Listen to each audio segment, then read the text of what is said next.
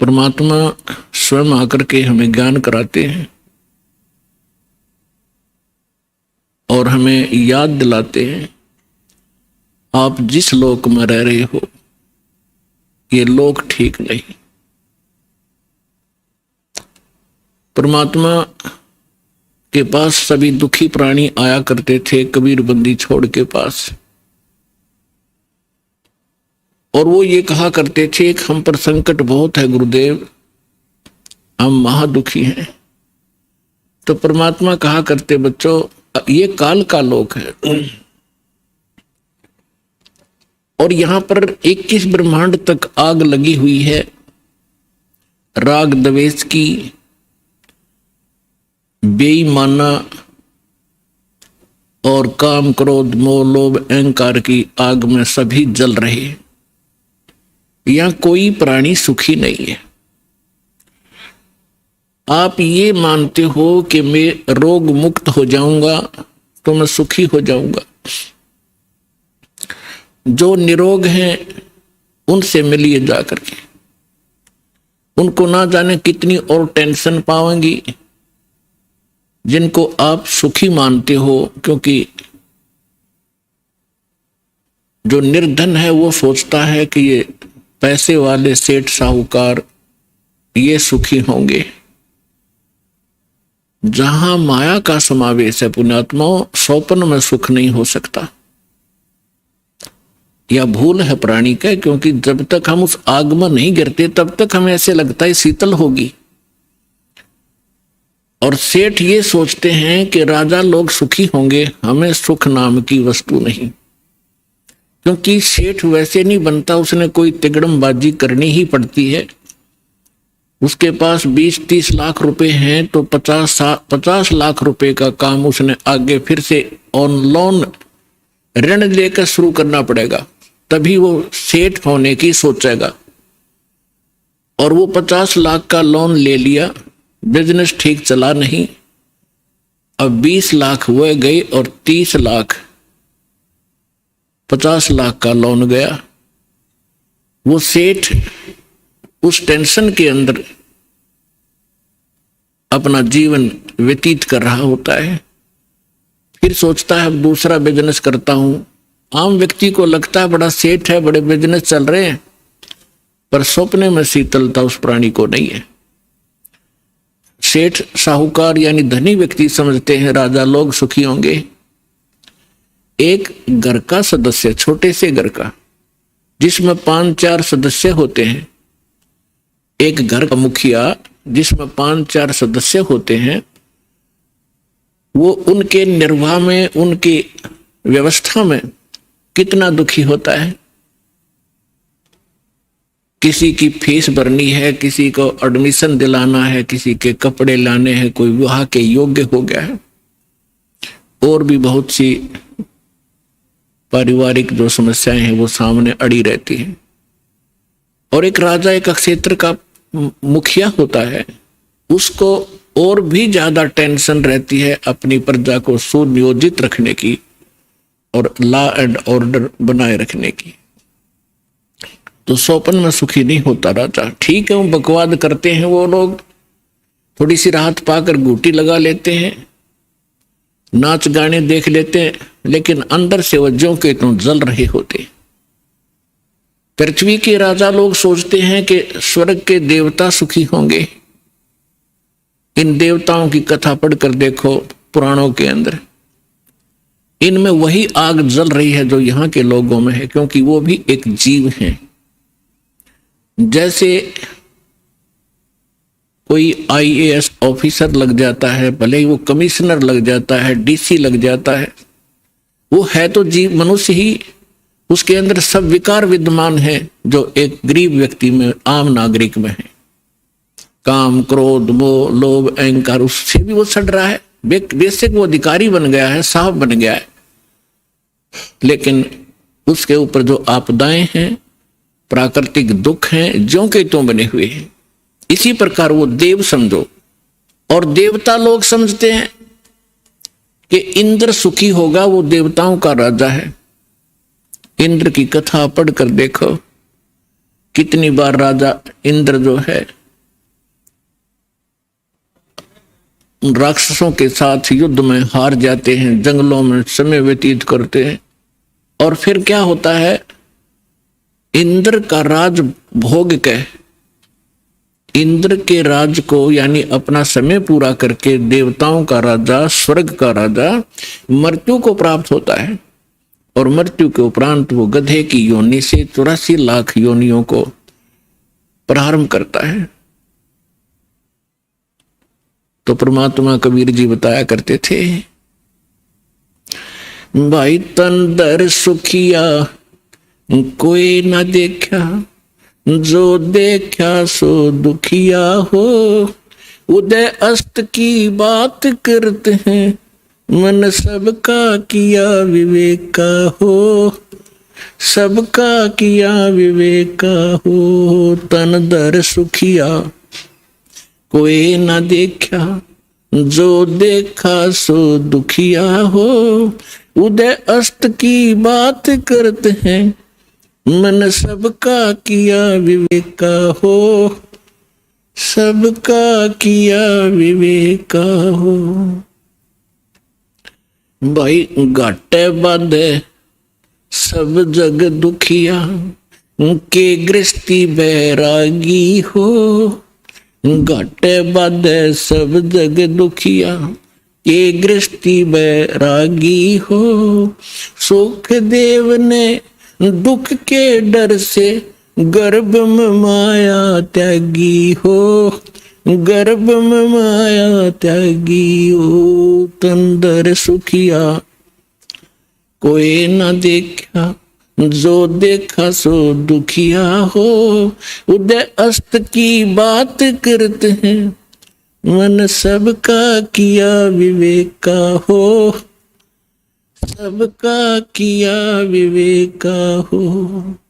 भाई जंगम दुखिया, ये जोगी ही दुखिया, तपस्वी को दुख दूना हो, जंगम दुखिया, जोगी दुखिया, तपस्वी को दुख दूना हो, आशा तृष्णा सब में व्यापे, कोई महल ना सुना हो, कोई महल ना सुना हो। तंदर सुखिया कोई ना देखा, जो देखा सो दुखिया हो, उदय अस्त की बात करते हैं, मन सबका किया विवेक का हो, सबका किया विवेक का हो।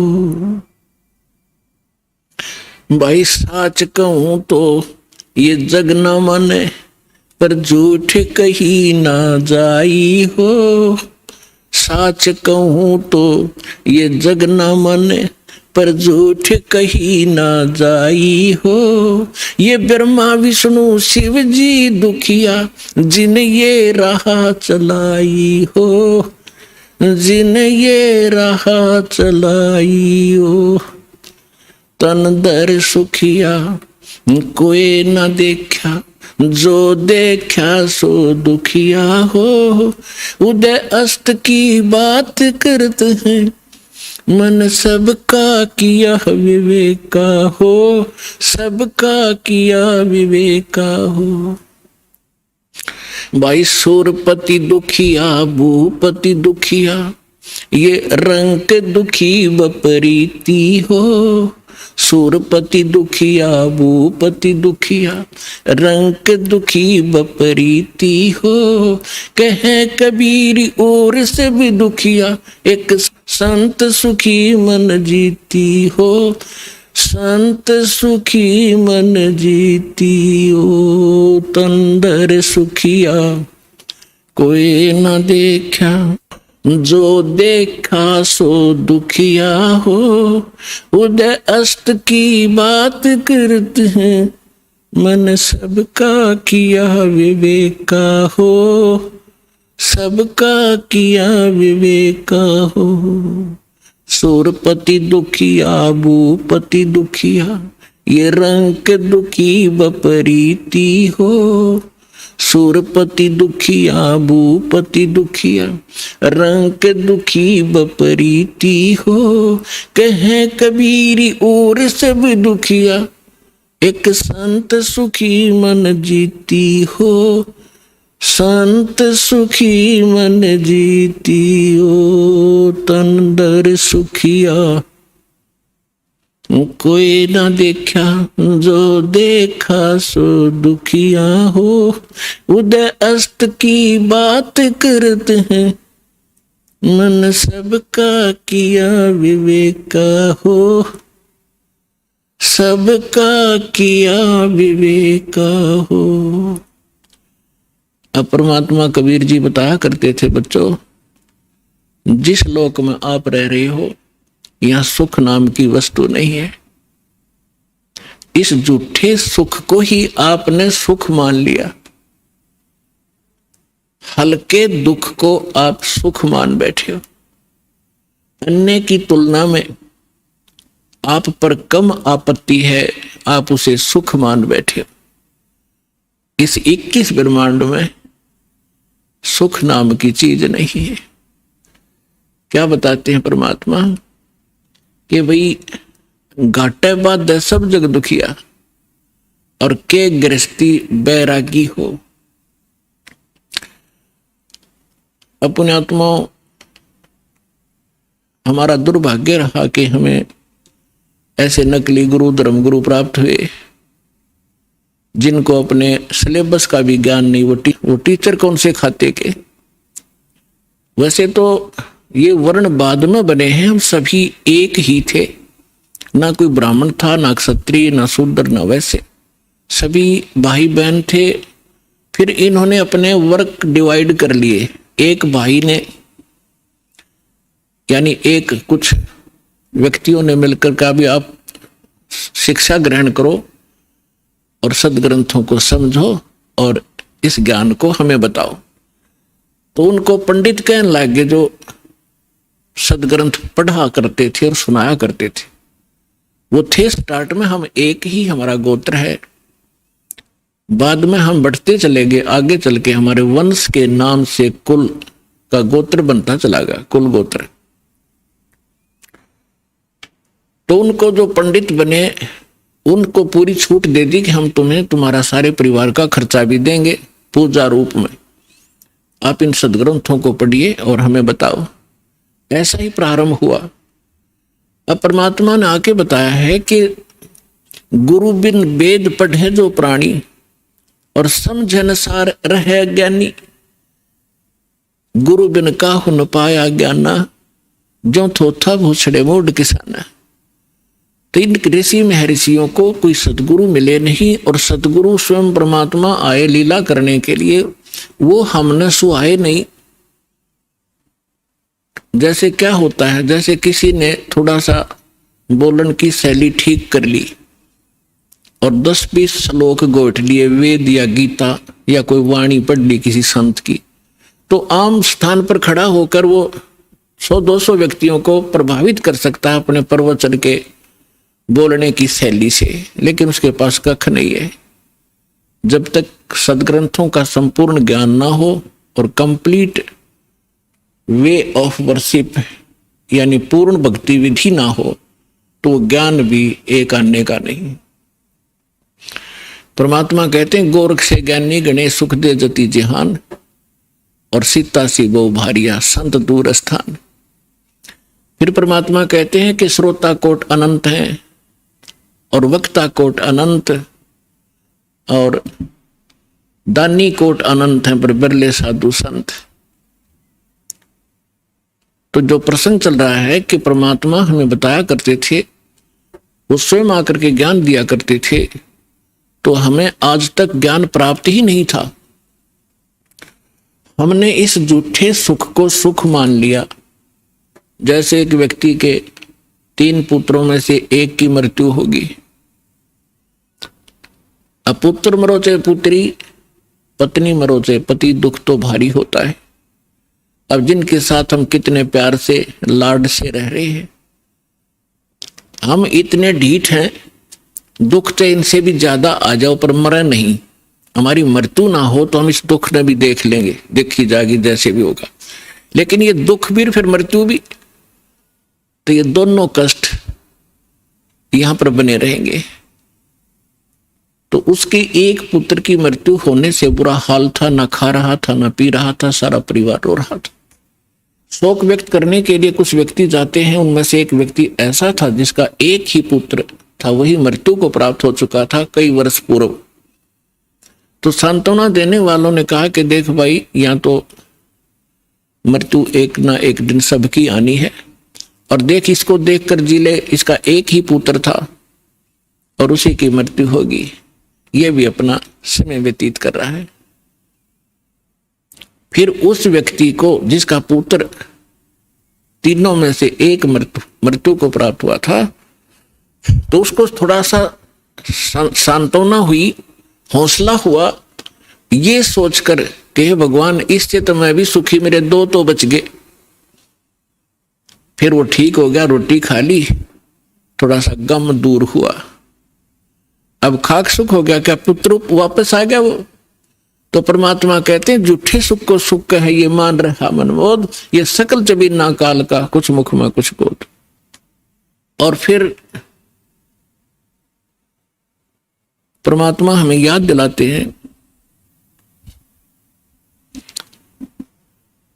कि जो सुख सथल है उसका तुम्हें ज्ञान नहीं है, क्योंकि आज तक तुमने वो सूक्ष्म वेद प्राप्त नहीं हुआ। वो सुख स्थान बताने के लिए मैं आया हूं अपने निज लोक ते। परमात्मा कहते हैं अवगत से चल आया, मेरा कोई भेद मर्म नहीं पाया। परमात्मा अपनी महिमा कबीर जी स्वयं बताते हैं कि मैं सतलोक से चलकर आया हूं और मेरी महिमा से कोई परिचित नहीं है। अवगत से चल आया, मेरा कोई भेद मर्म नहीं पाया। अब क्या बताते हैं परमात्मा? एक बार गोरखनाथ जी ने रामानंद जी, स्वामी रामानंद जी आचार्य जी को आध्यात्मिक गोष्ठी के लिए पुकारा, बुलाया, आमंत्रित किया, ललकारा। अब रामानंद जी वैसे तो विद्वान माने जाते थे, गीता वेद घोट रखे थे उसने, कंठस्थ याद थे मंत्र सभी, लेकिन वो सिद्धि नहीं थी उनके पास। और ये नाथ जो होते हैं तपस्वी होते हैं, ये हठ योग करते रहते हैं। हठ योग से कुछ सिद्धियां आ जाती हैं जो इस मानव शरीर की और इस भक्ति के नाशक होती है।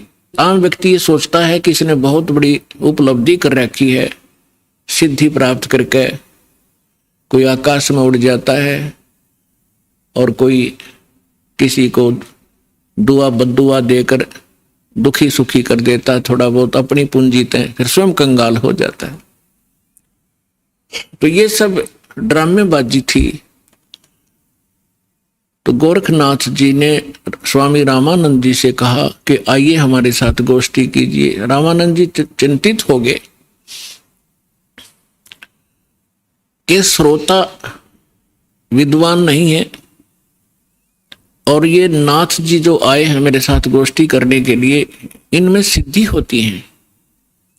इन सिद्धियों को देखकर जनता उनको विजयी घोषित कर देगी और मेरी बेइज्जती होगी। वो बहुत चिंतित था, चिंतित थे स्वामी जी। उधर से परमेश्वर कबीर जी ने स्वामी रामानंद जी को अपना गुरु धारण कर रखा था, एक मर्यादा मेंटेन रखने के लिए। अपने आत्माओं, आज तक जो यह बात बिगड़ी रही, दो विद्वान आपस में बैठकर चर्चा किया करते थे जिसको शास्त्रार्थ कहते थे, और शास्त्रार्थ वो संस्कृत में बोला करते थे। सभी श्रोता अशिक्षित होते थे, उनको संस्कृत कह भी नहीं आती थी, और जिसकी बोलने की शैली दुरुस्त होती थी और संस्कृत घनी याद होती थी, और वो ज्यादा संस्कृत बोलता ही रहता था तो श्रोता उसको ताली पीट कर और विजयी घोषित कर देते थे। उस नकली के थे तो वह दोनों नकली, पर जो घना नकली था वो सिद्ध हो जाता था कि ये महाविद्वान और मैं ऋषि हो गया।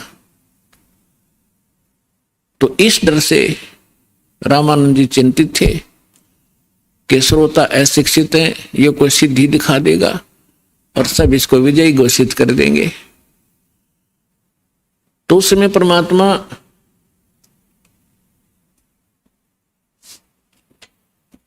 कबीर जी जब अपने गुरुदेव के आश्रम में पहुंचे,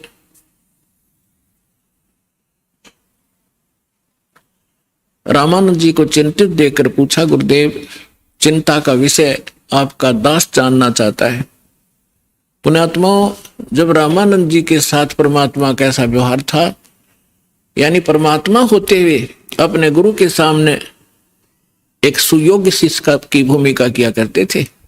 हमारे लिए एक उदाहरण छोड़कर गए थे कि आप जी ने अपने गुरु जी के सामने कैसे रहना चाहिए, और साथ में प्रमाण दिया करते थे कि रामकृष्ण से कौन बड़ा। तुम रामकृष्ण को सुप्रीम पावर मानते हो अज्ञानता से, फिर भी मान कर चलो कि रामकृष्ण से कौन बड़ा। उन्होंने भी गुरु कीन और 3 लोक के वे धनी, गुरु आगे अधीर। तो इस कारण से रामानंद जी ने फिर जब परमात्मा से परिचित हुए, सतलोक सचखंड में मालिक को देखा, तब कहा था, तुम साहेब तुम संत हो, तुम सतगुरु तुम हंस, और राम गरीबदास तेरे रूप बिना और न दूजा अंश। तुम ही परमात्मा हो, साहेब हो, तुम साहेब तुम संत हो। एक संत भी आप ही हो, जो क्वालिटी संत में होनी चाहिए, और परमात्मा तो समर्थ हो ही हो। तुम साहेब तुम संत हो, तुम सतगुरु, सतगुरु माने जो सच्चा ज्ञान, यानी बिल्कुल एक्यूरेट और संपूर्ण अध्यात्म ज्ञान भी आप ही के पास है, किसी के पास नहीं। आप वास्तव में सतगुरु हो, सच्चे सतगुरु हो, सच्चा ज्ञान युक्त हो। और तुम साहेब तुम संत हो, तुम सतगुरु तुम हंस। हंस माने एक नेक आत्मा, एक सुयोग्य शिष्य भी आप ही हो। तो परमात्मा ने कहा, क्या आपका दास चिंता का कारण जान सकता है? तब स्वामी जी के साथ बैठे और भी बहुत से ब्राह्मण ऋषि थे। उन्होंने बताया कि ऐसे कोई नाथ जी आए हैं, उन्होंने स्वामी जी से गोष्ठी करने को कहा है, और नहीं तो जो नहीं गोष्ठी के लिए आएगा तो हार मान ली जाएगी। और दूसरी कंडीशन ये रखी है कि जो हार जाएगा वो जीतने वाले का सह अनुयायी शिष्य बनेगा। तब स्वामी जी ने कहा कि हे भगवान, वो नाथ सिद्धि युक्त है, वो सिद्धि का ड्रामा दिखाएगा, जनता उसकी वाह वाह कर देगी और हमारा मिशन फेल होगा। मुझे चिंता ये खा रही है। तब परमेश्वर ने कहा, स्वामी जी हार जीत की चिंता संत नहीं किया करते, और हमने सामना करना चाहिए, हमें चलना चाहिए। आपका दास भी तो आपके साथ है। रामानंद जी को पता था, क्योंकि वो देख चुके थे उसकी परमात्मा की महिमा को। तब थोड़ा ढाढ़स बंधा और उसकी चुनौती स्वीकार की। अब वहां जहां निश्चित समय और स्थान था वहां पहुंच गए। नाथ जी को आसन दे रखा अलग से, ऊंचा तख्त पर, जमीन पर अलग से आसन बिछा रखा। अच्छा, उधर से रामानंद जी का एक तख्त सा लगाकर वहां आसन लगा दिया। और स्वामी परमेश्वर कबीर जी एक सुयोग्य शिष्य की तरह स्वामी रामानंद जी के चरणों में जमीन पर बैठ गए। और सामने वो नाथ जी, कबीर साहब तो भगवान थे, अंतर्यामी थे, उन्होंने देख लिया गोरखनाथ धक्के खाने आया है।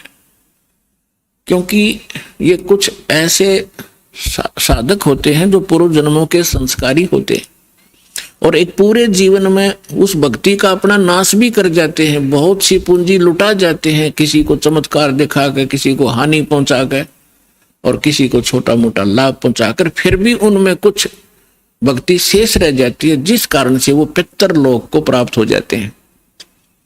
और पितृलोक में गए हुए ये एक सुप्रीम भूत होते हैं पितर,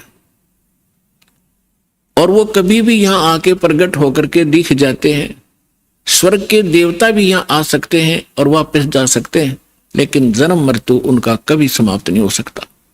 तो गोरखनाथ जी ने देखा कि वहां वैष्णव पंथ का ज्यादा प्रचार कर रहे हैं स्वामी रामानंद जी, और नाथ पंथ सिकुड़ता जा रहा है, घटता जा रहा है। अब ये राग द्वेष ऊपर तक घर कर गया, वहां तक इनको यहां से जाने के बाद भी ये दुखी रहते हैं अपने मैं मेरी के कारण। तो जिस कारण से उसने रामानंद जी को पराजित करने के लिए स्वयं आना पड़ा। हालांकि गोरखनाथ जी बहुत पहले अपने मानव शरीर का जो एक कर्म था पूरा करके जा चुके थे। तो परमात्मा ने देख लिया कि तो गोरखनाथ है, अपने वो तो जानी जान थे। तब गोरखनाथ जी ने कहा कि आइए रामानंद जी मेरे साथ गोष्ठी कीजिए। तब परमात्मा एक बालक थे छोटे से 10-12 वर्ष की आयु के, कि लीला कर रहे थे। उस समय जब गोरखनाथ जी गोष्ठी करने के लिए आए थे, तब परमात्मा खड़े हुए कबीर जी और कहा कि नाथ जी पहले मेरे से गोष्ठी कीजिए और बाद में मेरे सतगुरु से बात कीजिए। मेरे से निमट ले पहले, फिर करना गुरु जी से बात करना। आप गोरखनाथ जी इस बात से बड़ा दुखी हुआ कि अरे कबीर, तू छोटा सा बालक, तेरी आयु क्या है और तू गोष्ठी करेगा मेरे साथ? पता है मैं कौन हूं? कबीर साहब ने बता दिया कि मुझे मालूम आप कौन हो, आप गोरखनाथ हैं। इस बात से उसको बड़ा झटका लगा कि छोटे से बालक ने मुझे पहचान लिया। फिर गोरखनाथ जी ने कहा कि आपकी आयु क्या है? परमात्मा बोले कि सबसे बड़ा मूर्ख वो है जो मेरी आयु मुझे बालक बता रहा है। गोरखनाथ जी सुन रहे थे, अंदर से दुखी भी खूब हो रहे थे कि ये मुझे मूर्ख भी बताने की चेष्टा कर रहा है। तो क्या बताते हैं?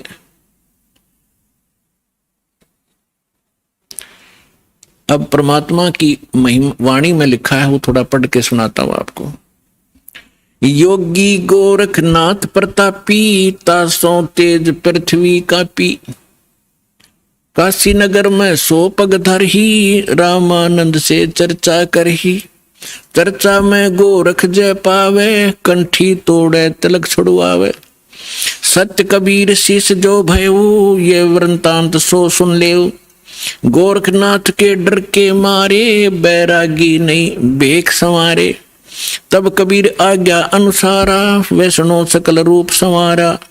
सो सुध गोरखनाथ जो पायो, काशी नगर शीघ्र चल आयो। रामानंद को खबर पठाई, चर्चा करो मेरे संग आई। रामानंद की पहली पौड़ी, सत कबीर बैठे तिस ठोरी। तब कबीर आज्ञा अनुसारा, वैष्णो सकल रूप संवारा। कहे कबीर सुनो गोरखनाथा, चर्चा करो हमारे साथा। प्रथम चर्चा करो संग मेरे, पीछे मेरे गुरु को टेरे। बालक रूप कबीर निहारी, तब गोरखनाथ ऐसे वचन उचारी। परमात्मा को बालक रूप में देखकर फिर गोरखनाथ जी ने ये वचन बोले। कब के बहे बैरागी कबीर जी, कब के बहे बैरागी। कि तू छोटा सा बालक और कब से तू बैरागी बन गया? क्योंकि ये वैष्णव परंपरा के जो या नाथ परंपरा के हैं, वैष्णव परंपरा के हैं, या कोई भी एक ग्रुप है इन साधु संतों का, ये अपनी एक पहचान अलग बनाते हैं। जैसे नाथ कई तो कान पड़वा लेते हैं, उनको कनपाड़े नाथ कहते हैं। कई जैसे वैष्णव है वो एक कंठी रखते हैं, एक तुलसी के मनिये की, एक तुलसी के लकड़ी का मन का, और एक धागे में बांध कर लटका कर रखें, जिससे वैष्णव परंपरा से दीक्षित होने की वो प्रतीक होता है। और एक लंबा सा तिलक लगाते हैं, टिक्की लगाते हैं, और जैसे साधु संत एक हाथ में फावड़ी रखते थे, ऐसे बैठकर साधना करते हैं उसके हठ योग के लिए। नीचे एक टी टाइप की एक लकड़ी का डंडा सा होता है, अंग्रेजी के अक्षर टी टाइप। तो परमात्मा रामानंद जी के शिष्य थे, उस दिन जानबूझकर एक साधु संत का रूप बनाकर, जैसे वैष्णव संत साधु भक्त होते हैं, कंठी गले में तिलक पूरा लगा रखा और टोपी पहन रखी और कंठी माला सुमरनी और वो सारा कुछ ले रखे, फावड़ी सी। अब परमात्मा बोले मेरी उम्र बताऊं क्या है। राम, ये नाथ जो होते हैं भगवान शंकर के पुजारी होते हैं, तो क्या बताते हैं कबीर जी, नाथ जी हम जब के बहे बैरागी, मेरी आद अंत सुध लागी, धू कार आद का मेला, नहीं गुरु कोई नहीं था चेला, जब का तो हम योग उपासा, तब का फिरूं अकेला, धरती नहीं जद की टोपी दीनी, और ब्रह्मा नहीं जद का टीका, और शिव शंकर से योगी ना थे, तब तब का जोड़ी सिक्का, द्वापर की हम करी फावड़ी, त्रेता का हम झंडा, सतयुग मेरी फिरी दुहाई, मैं कलयुग फिरूं नौखंडा, गुरु के वचन साध की संगत, अदर अमर गर पाया, कह कबीर सुनो हो गोरख, हम सबको तत्व लखाया।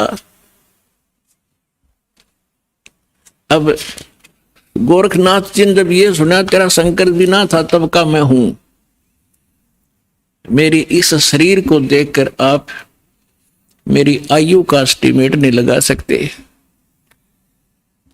तो परमात्मा क्या बताते हैं, जो बूझे सो बावरा, भाई क्या है उम्र हमारी, असंख्य युग पर ले गए हम तब के ब्रह्मचारी, कोटि निरंजन हो गए ये परलोक सिधारी, हम तो सदा महबूब हैं स्वयं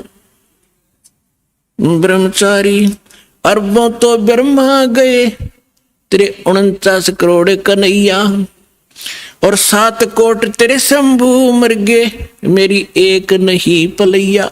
हाय हाय, अब क्या बता रहे हैं परमात्मा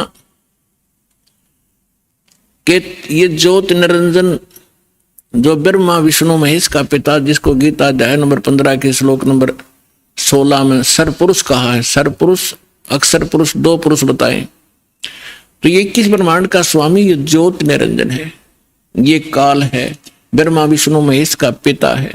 तो परमात्मा कहते हैं करोड़ों तो ये निरंजन मर गए, इसके भी करोड़ों जन्म हो लिए, और फिर कहते हैं अरबों तो ब्रह्मा गए, और 49 करोड़ कन्हैया, और 7 करोड़ तेरे शिव शंकर मर गए, मेरी एक नहीं पलैया। अपने आत्माओं इस एक एक शब्द परमात्मा का बहुत गूढ़ रहस्य रखता है। जैसे ब्रह्मा जी की 100 वर्ष की आयु है, उसकी आयु कैसे बनती है, 100 वर्ष कैसे बनते हैं, जैसे सतयुग त्रेता द्वापर कलयुग 4 युग का एक चतुर्युग होता है, इसमें 43,20,000 कुल वर्ष होते हैं अपने मनुष्यों के वर्ष, और ऐसे ऐसे 1000 चतुर्युग का ब्रह्मा जी का दिन, इतनी ही रात्रि, फिर 30 दिन रात का 1 महीना और 12 महीने का वर्ष, ऐसे बने हुए, और फिर 100 वर्ष की आयु ब्रह्मा जी की। ब्रह्मा जी की से 7 गुना विष्णु जी की आयु अधिक है, और विष्णु जी से 7 गुना शंकर भगवान की। तो यहां परमात्मा क्या बता रहे हैं, अरबों तो ब्रह्मा गए, 49 करोड़ कन्हैया तेरे विष्णु जी, और 7 करोड़ तेरे शंभू मर गए, मेरी एक नहीं पलैया, मेरे जीवन की एक पल भी नहीं घटी। अर्थात परमात्मा अविनाशी हैं और ये बता रहे हैं कि तेरे ब्रह्मा विष्णु महेश भी नाशवान है। इस बात नाथ जी दुखी हो गए कि ये हमारे भगवानों को अजरो अमर है, ये तो इनको नाशवान बता रहे हैं। तो परमात्मा कहते हैं एक ना भूला दो ना भूली, भूली सब संसारी, सबका बोल पट दिया। मेरे साथ दो भाई, मैंने सब जग भूला पाया। इसी भूल में ब्रह्मा भूला जिन ये वेद सरसाया, और वेद पढ़ के पंडित भूले मर्म भेद नहीं पाया। इसी भूल में विष्णु भूला जिन वैष्णव पंथ चलाया, और वैष्णव पंथ चलाया। इसी भूल में शिव शंकर भूले जिन भिक्षुक पंथ चलाया, और सिर पर जटा हाथ में खपर घर घर अलग जगाया। मेरे साथ दो भाई, मैंने सब जग भूला पाया। इसी भूल में विष्णु भूले जिन वैष्णव पंथ चलाया, और तीर्थ व्रत का बड़ा महात्म बहुविध जीव फंसाया। तो यहां गोरखनाथ जी को परमात्मा बता रहे हैं कि अरबों तो ब्रह्मा गए, ये 49 करोड़ कन्हैया, 7 करोड़ तेरे शंभू मर गए, मेरी एक नहीं पलैया। कोटिन नारद हो गए ये मोहम्मद से चारी, देवताओं की गिनती नहीं क्या सृष्टि बिचारी। नहीं बूढ़ा, कहते ना मैं बूढ़ा ना बालक, और ना कोई बाट भिखारी। ना बूढ़ा ना ही बालक, ना कोई भाट भिखारी। कहे कबीर सुनो हो गोरख, ये सुन ले उम्र हमारी। मैं ना बालक हूं, ना मैं वृद्ध हूं, ना कोई भाट भिखारी हूं, और ये मेरी महिमा तेरे को मैंने बता दी, मैं ये हूं। अब गोरखनाथ जी को बड़ा दुख हुआ, इज्जत का नाश हो गया कि छोटा सा बालक और इतना बड़बड़ बोल रहा है। इनके पास एक हल्दी की गांठ थी, उसके पास सिद्धि की। गोरखनाथ जी ने अपने आसन के साथ में त्रिशूल गाड़ रखा था। एक ऊपर 3 एरो से होते हैं, और नीचे से वो एक पाइप सी, नीचे फिर एक नुकीला सा सिरा होता, उसको जमीन में गाड़ के आसन के साथ रखा हुआ था। 6-7 फुट ऊंचा त्रिशूल। गोरखनाथ जी ने कहा कि यदि तू मेरे साथ वार्ता करना चाहता है कबीर जी, तो आइए मेरे समान आसन में आ जाइए। नाथ जी वहां से उठे जमीन से, ऐसे आसन पद्म लगाकर बैठे थे। आसन पद्म लगाए लगाए ऊपर उठ गए और त्रिशूल के ऊपर जाकर विराजमान हो गए। हाँ, ये देखिएगा, ये त्रिशूल पर बैठे हैं। फिर परमात्मा ने क्या लीला की कि कबीर जी ने कहा कि गोरखनाथ जी, आपकी और हमारी बात ज्ञान चर्चा की थी, गोष्ठीकरण की थी। ये बाजीगर वाला काम हम नहीं जानते, और ना ये पसंद है, ना ये दातम मार्ग में इसकी कोई वैल्यू है। आप नीचे बैठ के और चर्चा करता कि जनता को पता चले सच्चाई का। तो गोरखनाथ जी कहते हैं तुम्हारे पास कोई है तो आइए मेरे समान बैठकर चर्चा कीजिए, नहीं तो हार स्वीकार कर लीजिए। अब उनके पास तो एक दाव था यो। तो परमात्मा बोले अच्छा ठीक है। कबीर साहब बचपन से ही जुलाहे का काम करने लगे थे, और जेब में एक चरखे के ऊपर ये माताएं काटा करती थी। एक रील बन जाया करती, इतनी मोटी कच्चे धागे की, 100-150 फुट लंबा तार होता था उसका। उसी से सूत कपड़ा बनाया करते थे भगवान। वह कुकड़ी बोल रहे, हमारे देसी हरियाणा के अंदर कुकड़ी बोल रहे हैं, उसने कच्चे धागे वाली कुकड़ी। वह कुकड़ी निकाली जेब मत, वह रील धागे की, और एक सिरा पकड़ लिया और उसको ऐसे छटक दिया परमात्मा ने। वो धागा सीधा खड़ा होगा, स्ट्रेट परपेंडिकुलर, 150 फुट उसका अंतिम सिरा आकाश में, 150 फुट पर। परमात्मा वहां से उठे और उस धागे के अंतिम सिरे पर जाकर बैठ के 150 फुट ऊपर। अब गोरखनाथ जी से कहा कि नाथ जी आइए, राजा मेरे बराबर में बैठकर चर्चा कराएंगे, यहां आ जाइए। अपने आत्माओं, ऐसी बात नहीं थी कि गोरखनाथ जी आकाश में और ऊपर नहीं जा सकते थे, वो तो और ऊपर भी जाते थे, स्वर्ग में भी, उस पितरलोक में भी चले जाते थे। लेकिन समर्थ के सामने सिद्धियां समाप्त हो जाती हैं। जैसे ये घड़ी बना रखी है, अब इसकी सिद्धि बना दी कारीगर ने, इंजीनियर ने, कि ये अपने आप चल घूम रही है और इसके सामने चुंबक खड़ा कर दो 1 फुट दूर, ये जाम हो जाएगी, आगे नहीं सरकेगी, वहीं खड़ी हो जाएगी। तो वो समर्थ आ बैठे, उसी से प्राप्त करके छोटी मोटी खिलौने खेल रहे होते हैं और प्रभु पाक जाते हैं। उस परमात्मा ने उसकी सारी सिद्धि कैंसिल कर दी। उठना चाहा था ऊपर को और जमीन पर ऐसे गड़ा धर्म देसी, सारा शरीर बोला, जान गया गोरखनाथ कि आज तेरी सिद्धि नहीं काम करेगी। अब गोरखनाथ ऐसे बैठा जैसे पैरालाइसिस हो जाता है इंसान को, टस मस नहीं हो पा रहा। तब गोरखनाथ जी ने कहा कि आ जाओ कबीर जी, नीचे आ जाओ, अब मैं समझ गया आपको, अब चर्चा करेंगे। तब परमात्मा ने उनको ज्ञान समझाया कि ये बालका के ड्रामे मोक्ष मार्ग नहीं है।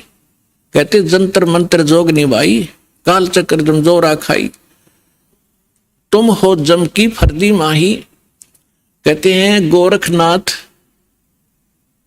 गोरखनाथ सिद्धि में फूल्या, गोरखनाथ सिद्धि में भूल्या और टूणे टामण हांड फूल्या, जंतर मंत्र जोग निभाई और काल चक्र जम जोरा खाई, तुम हो जम की फर्दी माही। फर्द होती है ना, जैसे कोई रजिस्ट्री करा ले कोई जमीन की, तो अब फर्द में आ गया तो सोच रहे पक्का हो गया उसका वो जमीन का टुकड़ा। तो परमात्मा कहते हैं तुम तो इस काल की फर्द में चढ़ रहे हो, काल के पक्के दूत बन गए, औरों को भगा रहे हो। अब समर्थ सामने बैठा, गोरखनाथ जी को अपनी सिद्धि पे इतना अभिमान था, कोई इसके सामने टिकने वाला नहीं था। एक बार अपने गुरुदेव के कहने से कोई चिंता थी उनको, लंबी कहानी वो हट फिर से बताएंगे। एक पहाड़ को सोना बना दिया था सिद्धि से, पहाड़ को सोना, और अपने गुरुदेव के टुकड़े हुए शरीर को जीवित कर दिया था। ऐसी सिद्धि थी। और उस समय परमात्मा के सामने वो सारी सिद्धि फेल होगी। जैसे कल आपको सुनाया था, परासिद्धि पूर्ण पटरानी सतलोक की कहूं निशानी। वो परमात्मा समर्थ है, सब सिद्धियों का से युक्त है, सिद्धियां उसकी दासी हैं, और उसी की भक्ति करके हम छोटी मोटी राहत प्राप्त करके यहाँ ऋषि और महर्षि और देवता बन जाते हैं। तब गोरखनाथ जी ने काफी कुछ समझा, लेकिन यो मन जल्दी से हार नहीं मानता।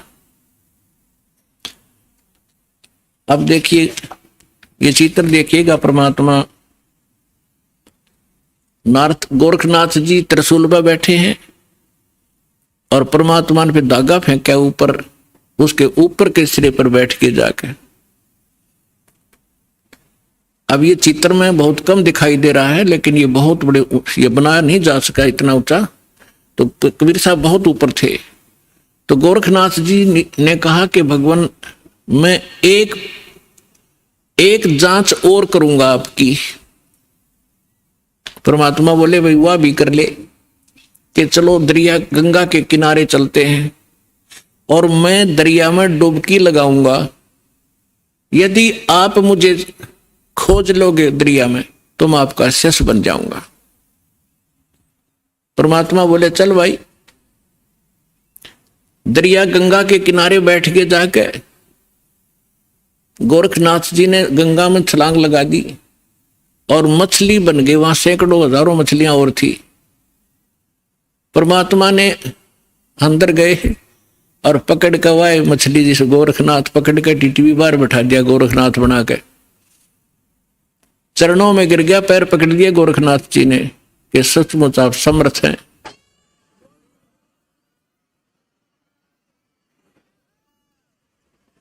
तब गोरखनाथ जी ने कहा, हे परमात्मा आप कौन हो? आपने मेरी सारी फड़क निकाल दी और मैं अपने कर्म बिगाड़ रहा था, आपने मुझे बचा लिया। पुण्यात्माओं, ये मन है ना, ये काल का दूत है। आत्मा परमात्मा का अंश है। जब परमात्मा वहां खड़े थे, मन भाग गया, आत्मा रोए थी गोरखनाथ की।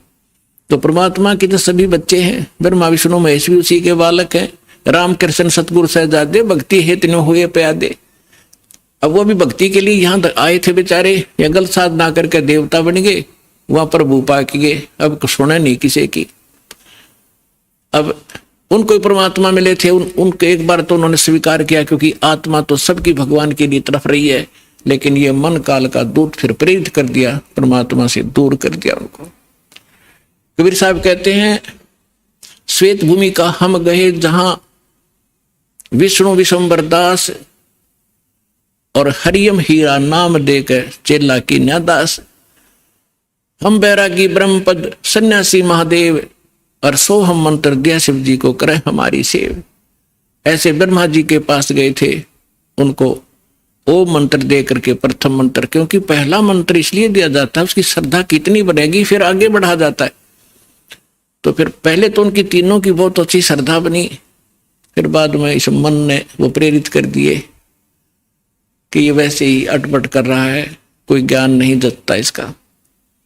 ऐसे ही गोरखनाथ जी ने तब तो सारी बात मान ली, परमात्मा ने सारी कथा सुनाई, बड़ा ज्ञान सुनाया, और फिर गोरखनाथ जी उसी ज्ञान से स्वयं वक्ता बन गए। इस ज्ञान के अंदर इतनी कसक है, परमात्मा का एक अलग सा ज्ञान है। तो आम व्यक्ति भी कहीं बताने लग जाता है तो सैकड़ों व्यक्ति उससे भी प्रभावित हो जाते हैं और उसकी वाह वाह शुरू हो जाती है।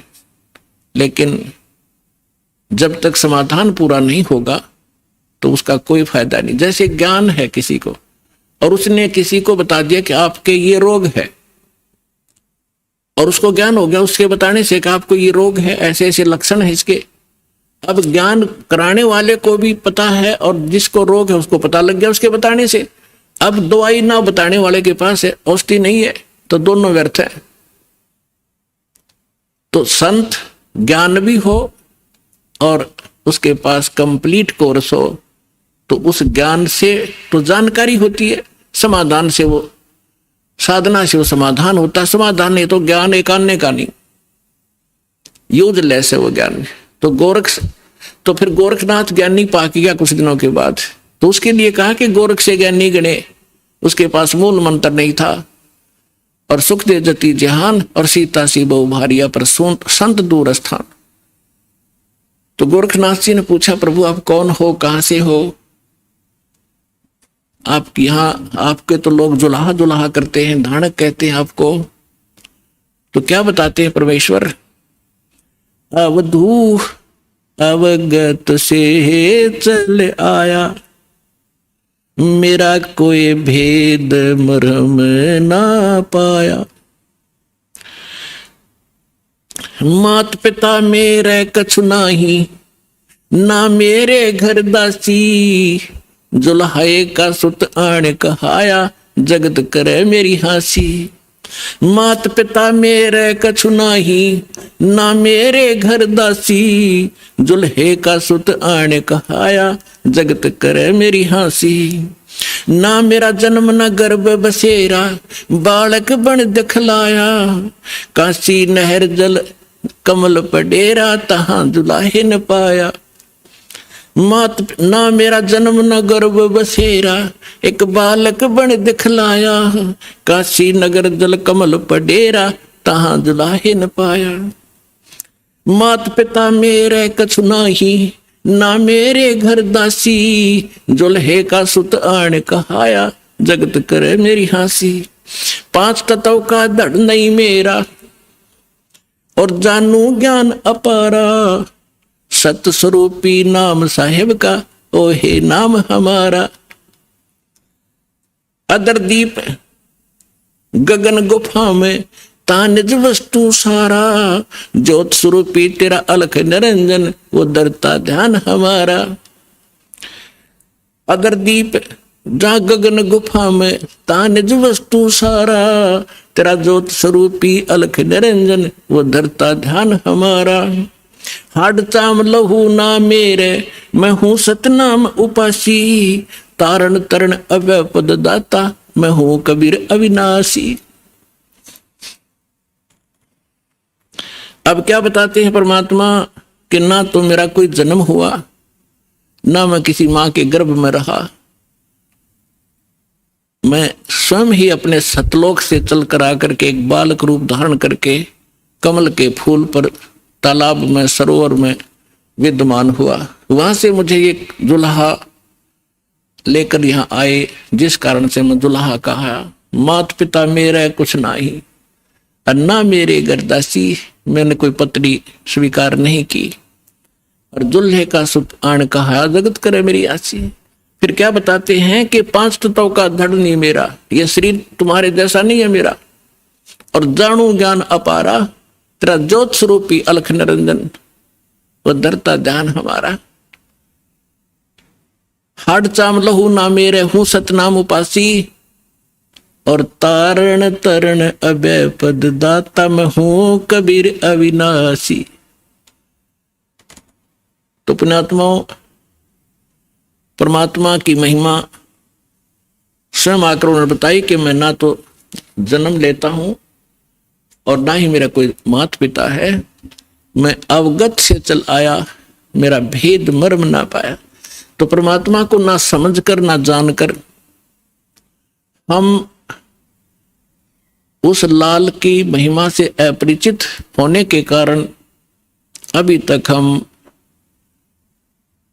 इन अन उपासना करके कंकर पत्थर इकट्ठे करके ये सोच रहे थे कि हमने बहुत गना भक्ति धन इकट्ठा कर लिया। तो जो प्रसंग चल रहा है उसी पर आते हैं कि हमारे जितने भी धर्म गुरु थे ये पूर्ण रूप से अज्ञानी थे, हमें तत्व ज्ञान नहीं बता पाए। और परमात्मा इस ज्ञान को हमें बताने के लिए आए थे, इन्होंने परमात्मा के उस ज्ञान को हम तक पहुंचने नहीं दिया। और परमेश्वर को एक धानक, एक दुल्हा, एक शूद्र, अशिक्षित, अनपढ़, अंगूठा छाप और देवी देवताओं का आलोचक इतना बदनाम कर दिया कि उस समय के हमारे पूर्वज परमात्मा से अंदर से नफरत किया करते थे कि ये हमारे देवी देवताओं के बारे में ऊट पटांग कहता है। तो परमात्मा कहते हैं, सच कहूं तो जग ना माने, पर झूठ कही ना जाई हो। ये ब्रह्मा विष्णु शिव जी दुखिया, जिन ये राह चलाई हो। अब पुण्यात्मा, परमात्मा ने बताया है कि संसार के अंदर कोई प्राणी सुखी नहीं है। आप दूसरे के दुख से अपने हल्के दुख को और सुख मान बैठे। सुख की आपको कभी छींट भी नहीं लगी है, जिस कारण से आप उस सुख से अपरिचित हैं। और जो साधना आपने करनी चाहिए वो साधना ना करके आप भक्ति के अंदर निर्धन बने हुए हो। एक एक पैसे के लिए ना जाने कहां कहां भटकते हो, विदेशों में जाते हो। किस लिए? घनी माया इकट्ठी करूं। और क्या करोगे उस माया का? कोठी बनाऊंगा, कार लूंगा, लड़के लड़की का ब्याह करूंगा, लाखों रुपये खर्चा करूंगा, सारी उम्र कर्म फोड़े और सारा जीवन धन जोड़े, 1 मिनट में मृत्यु हो जाए वहीं छोड़े, आगे गधा और कुत्ता बनकर वहीं गलियों में दौड़े। तो खाक है ये जीवन। तो बिना ज्ञान के हम डले ढो रहे थे। तो क्या बताते हैं परमात्मा अपनी लीला अनुसार प्रत्येक युग में आते हैं और जैसा कि उनकी लीला है परमात्मा की, वो अब प्यारी आत्माओं को मिलते हैं। उनमें से किन किन को इस कलयुग के अंदर मिले भगवान? आदरणीय धर्मदास साहिब जी को, आदरणीय मुल्कदास साहिब जी को, आदरणीय नानक साहिब जी को, आदरणीय दादू दास साहिब जी को, आदरणीय गरीबदास साहिब जी गांव सुनानी जिला झज्जर वाले को, आदरणीय गीसा दास साहिब जी गांव खेखड़ा उत्तर प्रदेश वाले को। तो गरीबदास साहिब जी को परमात्मा ने एक विशेष ज्ञान दिया, जैसा कि आपको कल बताया था सत्संग में रात्रि में, कि परमेश्वर ने कहा था कि धर्मदास 12वां पंथ गरीबदास पंथ होगा और उसमें मेरी महिमा की वाणी पुनः प्रकट होएगी। और उस गरीबदास का पंथ जब चलेगा उसी पंथ में आगे चल के हम आएंगे। और कब आएंगे? जब कलयुग 5505 वर्ष बीत चुका होगा, तब हमारी महिमा पुनः विशेष विशाल रूप से विस्तार से चलेगी और तब पूरे विश्व को पार करेंगे हम। तो गरीबदास जी ने परमात्मा के विषय में जानकारी के बाद क्या कहा है? मत दे दी है बालम याणे नू, मत दे दी है बालम याणे नू, मत दे दी है बालम याणे नू, मत दे दी है बालम याणे नू। जब ज्ञान हुआ परमात्मा के संपर्क में आने से, सचखंड देखा, भगवान के साथ रहे गरीबदास जी, ऊपर के सारे लोग देख कर आए। गरीबदास साहिब जी को गांव छुड़ाने, जिला झज्जर हरियाणा के अंदर खेतों में गऊ चरा रहे थे, 10 वर्ष के बालक थे। तब परमेश्वर अपने लीला अनुसार आए थे। दृढ़ भक्तों को, अच्छी आत्माओं को मिलते ही मिलते हैं, अपना ज्ञान सुनाते हैं। उनको वहां मिले, फिर सचखंड लेकर गए, सारे ब्रह्मांड दिखाए, ब्रह्मा विष्णु महेश की सतीथि से परिचित कराए। और धर्मराज जो यहाँ का न्यायाधीश है, परमात्मा उसके दरबार में पहुंचे। उस यहाँ के न्यायाधीश धर्मराज ने अपनी चेयर छोड़ दी, आसन छोड़कर खड़े हो गए, हाथ जोड़ के। पुण्यात्मा, अध्यात्म मार्ग एक ऐसा है, उसमें लोग दिखावा करने की आवश्यकता नहीं। जो समर्थ होगा उसके सामने वाले को तुरंत झटका लगेगा, वो समझ जाएगा कि ये प्रबल पावर है। तो एकदम हाथ जोड़कर खड़े हो गए। और कबीर साहब ऐसे खड़े हैं जैसे बड़ा अधिकारी छोटे अधिकारी को डांट लगाता है। तो गरीबदास जी ने बताया कि धर्मराज के दरबार में दी कबीर तलाक, मेरे भूले चूके हंस को तू पकड़िए मत कजाक। बोले पुरुष कबीर से धर्मराज कर जोड़, और तुम रे हंस ने पकड़ो नहीं मन 2 ही लाख करोड़। यानी अपने सामर्थ्य का प्रमाण दिया, जिसके सामने ब्रह्मा विष्णु महेश कांपते हैं धर्मराज के सामने, क्योंकि उनका भी अकाउंट वही रखता है। तो और दृढ़ हुए, ऊपर सचखंड सतलोक ले जाकर देखा, फिर वह पे छोड़ा। गरीबदास जी को मृत जानकर बालक को चिता पर रख दिया था कुल के लोगों ने। तब परमात्मा ने ऊपर के सब ब्रह्मांड दिखाकर वापस आत्मा छोड़ी, तो वो जीवित हो गए। उसके बाद ये अमृतवाणी की वर्षा करने लगे। तो ज्ञान हुआ जब कहते हैं आत्मा रो रही है कि हे परमात्मा, हम तो इस मन के साथ बांध दिए, ये अनाड़ी है, अच्छी वस्तु को ग्रहण नहीं करता, नकली की तब बता दे भाग्या जाएगा। अब किसी ने कह दिया आजा भजन कर ले, भक्ति कर ले, नो का टाइम नहीं, और उसको ये कह दे चल वहां सर्कस आ रहा देखेंगे, चल जब बरसात हो ले कि तरागनी कंपटीशन हो रहा, रात में भी जा खड़ा होगा वहां पर सांग सिनेमे में, तभी 3-3 4-4 घंटे लगा देगा। तो इस मन की आदत बकवाद करने की है, क्योंकि ये काल का एजेंट है, ये शुभ नहीं कर सकता, अशुभ करवाता है। तो अब आत्मा रो रही है। जब ज्ञान हुआ तो क्या कहती है, क्योंकि ये मन इसका कंट्रोलर बना दिया काल ने। और अब आत्मा क्या कह रही है, मत तो दे दी है बालम याणे नू, मत दे दी है बालम याणे नू, मत तो दे दी, मत तो दे दी है बालम याणे नू, मत तो दे दी है बालम याणे नू। गीता और भागवत पढ़े नहीं बूझे शब्द ठिकाने नू, गीता और भागवत पढ़े नहीं बूझे शब्द ठिकाने नू, मन मथुरा दिल द्वारका नगरी, कहाँ फिरे बरसाने नू, मैं तो दे दी, मैं तो दे दी है बालम याणे नू, मैं तो दे दी है बालम याणे नू, मैं तो दे दी।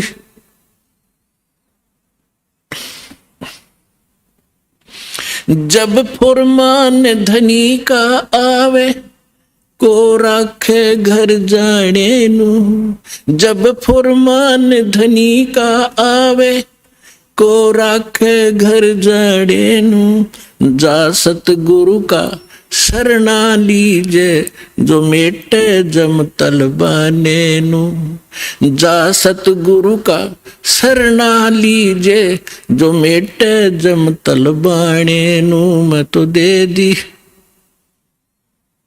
मैं तो दे दी है बालम याणे नू, मैं तो दे दी है बालम याणे। उत्तर दक्षिण पूर्व पश्चिम फिरदा दाने दाने नू, उत्तर दक्षिण पूरब पश्चिम फिरदा दाने दाने नू, सर्व कला सतगुरु साहेब की हरि आणे नू, सर्व कला सतगुरु साहेब की हरि आणे नू, मैं तो दे दी है बालम याने नू, मैं तो दे दी है बालम याने नू। जम किंकर का राज कठिन है, ये नहीं छोड़ राजा राणे नू, जम किंकर का राज कठिन है, नहीं छोड़ राजा राणे नू, या दुनिया दा जीवन झूठा तुम भूल गए मर जाने नू, या दुनिया दा जीवन झूठा तुम भूल गए मर जाने नू, मैं तो दे दी, मैं तो दे दी है बालम याने नू, मैं तो दे दी है बालम याने नू। शील संतोष विवेक विचारो, ये दूर करो जुल्माने नू, शील संतोष विवेक विचारो, दूर करो जुल्माने नू, ज्ञान दाराज ध्यान दी तुरिया, कोई जाने पान रसाने नू, मैं तो दे दी है बालम याने नू, मैं तो दे दी है बालम याने नू। महल कपाट सतगुरु ने खोले, अमी महारस खाने नू, महल कपाट सतगुरु ने खोले, अमी महारस खाने नू, गरीब दास सुन भंवर उड़ावे, गगन मंडल रम जाने नू, मैं तो दे दी याने नू, मैं तो दे दी है बालम याने। अब क्या बताते हैं आदरणीय गरीबदास साहिब जी परमात्मा से प्राप्त ज्ञान को हमारे लिए कैसे सुना रहे हैं, कैसे बताया उन्होंने। आत्मा कह रही है जब ज्ञान हो गया तो गरीबदास जी कहते हैं मैं तो दे दी बालम याने नू, याना माने बालक, बालक बुद्धि का व्यक्ति, अनजान बिल्कुल छोटी बुद्धि का, जैसे बालक की बुद्धि जिस सत्र की होती है, तो हमारे ऋषि महर्षियों की इस सत्र की बुद्धि थी, क्योंकि ये सब काल के अधीन थे। तो क्या बताते हैं, गीता और भागवत पढ़े ना बूझे शब्द ठिकाने नू, गीता और भागवत पढ़े नहीं बूझे शब्द ठिकाने नो, मन मथुरा दिल द्वारका नगरी, कहाँ फिरे बरसाने नो। अब क्या बताना चाहते हैं कि गीता खूब पढ़े, गीता के मर्मज कवावे, भागवत की कथा 7-7 दिन सुनावे, उस कथा के कहने से मोक्ष होगा, गीता के पढ़कर सुनाने से मोक्ष नहीं होगा।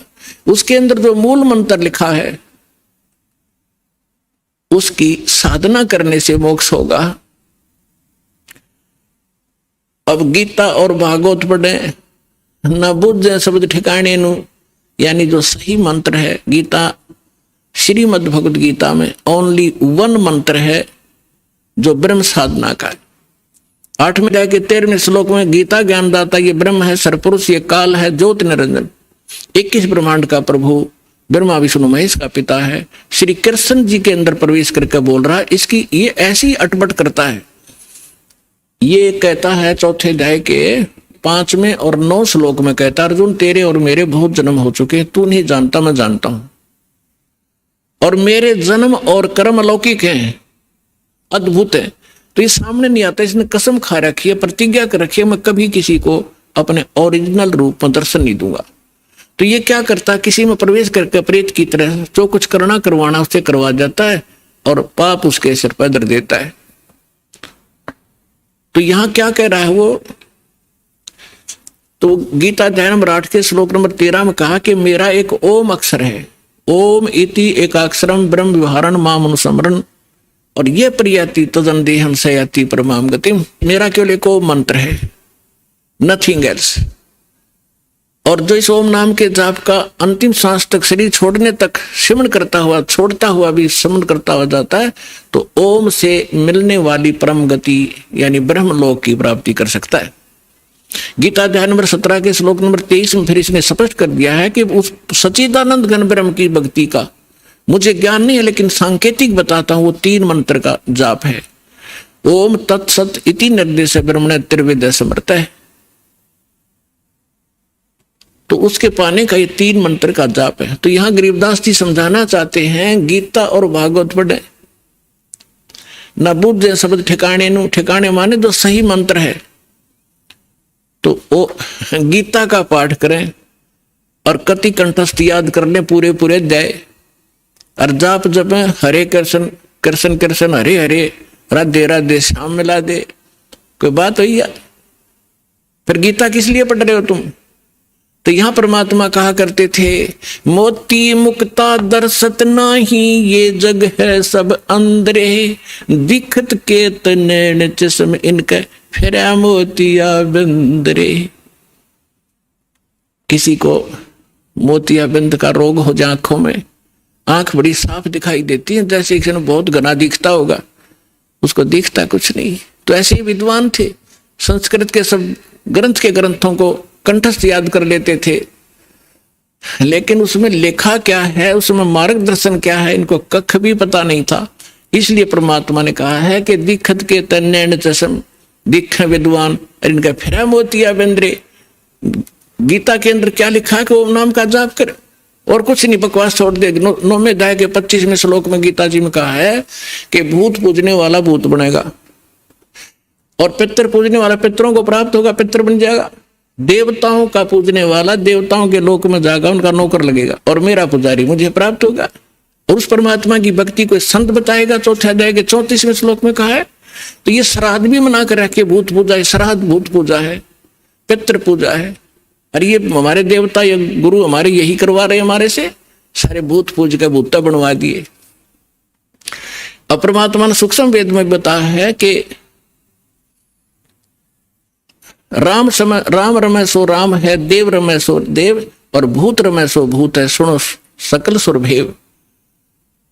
और ये हमें ये साधना करवा के हमारे पूर्वजों को मिट्टी में मिला दिया। अब क्या बताना चाहते हैं कि गीता और भागवत पढ़े, न बुझ शब्द ठिकाने नु, और मन मथुरा दिल द्वारका नगरी, कहा फिर बरसाने नु। देख कांडले द्वार रखे हमारे से। क्या कहते हैं, मथुरा में किस लिए जाते हो? कि भगवान श्री कृष्ण की यहाँ रज चरण की रज डली हुई थी, और वहां जाने से मोक्ष होगा।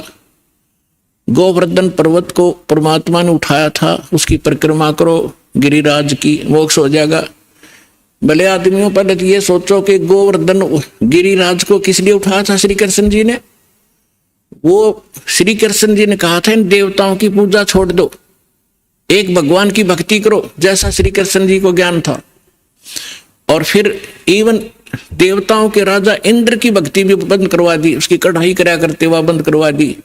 इंद्र को क्रोध हुआ, ब्रज को डबोना चाहा, तब परमात्मा को याद करके, क्योंकि रामकृष्ण सतगुरु सहजादे कबीर भगवान के बच्चे हैं ये भी, और हमसे ज्यादा शक्तिशाली हैं, बड़े भक्ति युक्त से तभी थे उच्च पद को प्राप्त है। तो परमात्मा इनकी भी मदद करता जब ये हृदय से पुकारते हैं। और परमात्मा यही चाहते हैं कि ये जो आन उपासना हटे। तो श्री कृष्ण जी ने वो इसलिए गिरिराज उठाया था कि आन उपासना, देवी देवताओं की भक्ति बंद कर दो। और ये हमारे गुरु ये फिर वही करवाने लग रहे जो श्री कृष्ण जी बना किया करते थे, खा के इनको ज्ञान। अब श्री कृष्ण जी उस मथुरा ने छोड़कर द्वारका में गए थे।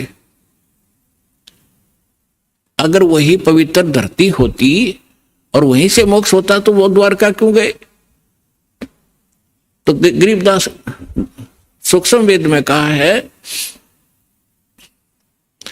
कि भूमि भरोसा डूब है और कल्पत है त्यों देव। इस भूमि के जो आधार से आप ये मान बैठे हो कि मथुरा में जाने से और जीव का कल्याण होगा, या काशी में ही मोक्ष प्राप्त होता है, या भूल है आपकी?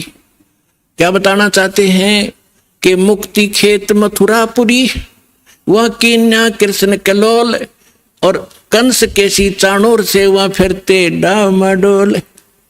कर्म प्रधान है, जैसे कर्म करोगे चाहे मथुरा में करो चाहे काशी में करो, कर्म का फल मिलेगा, धरती कुछ लाभ नहीं देगी। क्या संदेश क्या दिया है यहाँ इस सेंटेंस में, समृतवाणी में, कि यदि आप मथुरा को मोक्ष अक्षेत्र मानते हो, और किस लिए कि वहां श्री कृष्ण जी किलोल किया करते थे, घूमा फिरा करते थे, रास करते थे। उसी मथुरा में कंस था, केसी और चाणूर जैसा न बकलतरो आया, उनकी ब्रैन माटी हुई, उनको नरक स्थान मिला। उन कर्म माड़े किए तो अच्छे कर्म कहीं बैठ के कर लो, सद्भक्ति करो, उसी से लाभ होगा। और फिर क्या डले डुआ रखे हैं कि बरसाना में जाएंगे, बरसाने में नहीं गए तो अधूरी भक्ति रहेगी वहां की। क्यों? क्योंकि राधा जी बरसाने की लड़की थी और श्री कृष्ण जी की प्रेमिका थी। अब वहां के लोग, जो बरसाना के लोग इतने भ्रमित हैं, वो क्या कहते हैं, एक दूसरे को राम राम भी नहीं बोलते। वो क्या कहते हैं, जैसे सुबह सुबह या कभी भी मिलते हैं आपस में, हम कोई राम राम कहता, कोई सत्साई बोलते हैं, तो वो कहते हैं राधे राधे, तो सामने वाला कहेगा अखा बेटा राधे राधे, और राम भी भूल गए, और राधे उस काम की लड़की ने पूजन लाएंगे, देख कहाँ डले डुबा दिए, राधे राधे श्याम मिला दे। वो बरसाना में सिफारिश लुआन जाओ राधे की कि कृष्ण से मिला दे, कृष्ण ने मिलकर के कला टूट जाएगा, वो आप जन्म मृत्यु के अंदर। तो पुण्यात्माओं, इस काल के दूतों ने यो 9 मन सूत उलझा रखा है अज्ञान का। ऋषिदास की ड्यूटी लादी परमात्मा ने साची कहन की। एक बार तो सबको दुख होता है, पर बाद में आनंद बहुत आता है। पुण्यात्माओं, ये अन्य जितने भी ऋषि महर्षि आप देखते हो, संत, ये वही बातें कहते हैं, वही ज्ञान बताते हैं जो जनता को स्वीकार्य है। जैसे आप बहुत से संतों के बारे में सुनते हो, आसाराम जी जैसे क्या कहते हैं, 7-8 मंत्र बता देते हैं, जो तुमने अच्छा लगे वो सुन लो। वो गुरु हैं, कमाल की बात कर दिया। जैसे कि डॉक्टर के पास कोई मरीज जाता है और उसके आगे 7-8 प्रकार के कैप्सूल डाल दे कि उठा ले जो सा तुझे पसंद हो, रोग कट जाएगा। खाक डॉक्टर है वो, डॉक्टर से ये बताएगा ये टेबलेट है, इस समय लेनी है, और ये इसके परहेज हैं, और ऐसे ऐसे वो डॉक्टर होता है। तो इस प्रकार हमारे धर्म गुरुओं ने हमारे इस भक्ति मार्ग का बट्ठा बैठा दिया।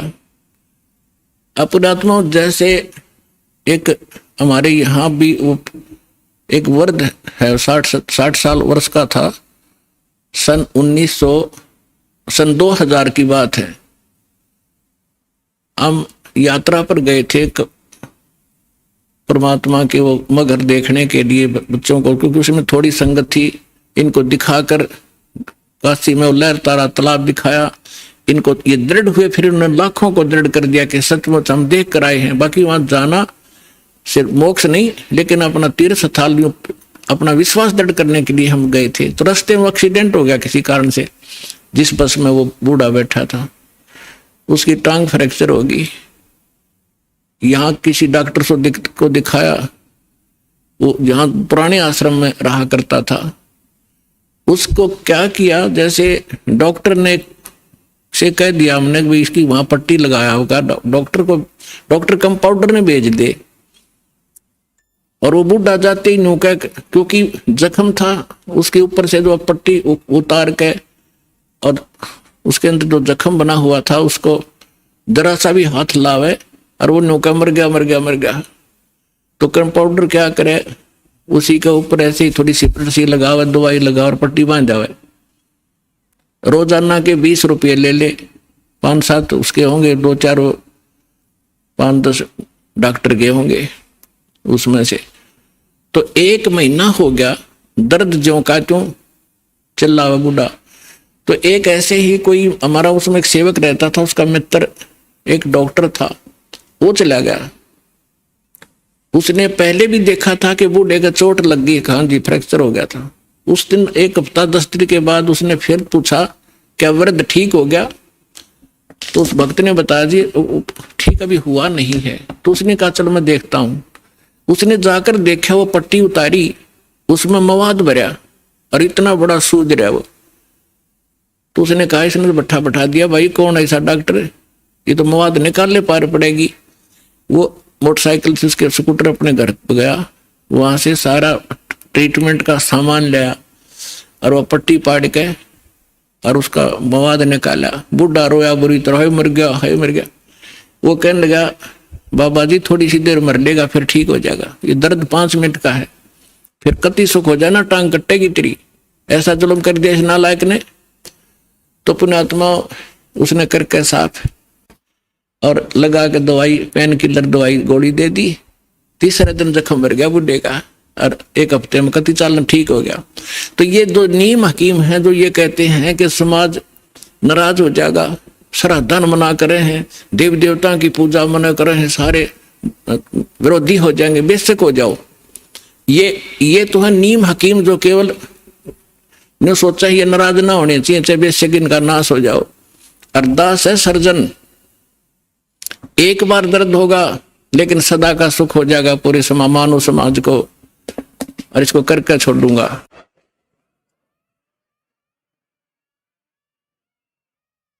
तो यहाँ क्या बताना चाहते हैं परमात्मा के मन मथुरा दिल द्वारका नगरी, कहाँ फिरता बरसाने नु। इस मन से और दिल साफ करके भक्ति कर सच्चे परमात्मा की सच्ची साधना कर, कहाँ बरसाने में भटक रहा है।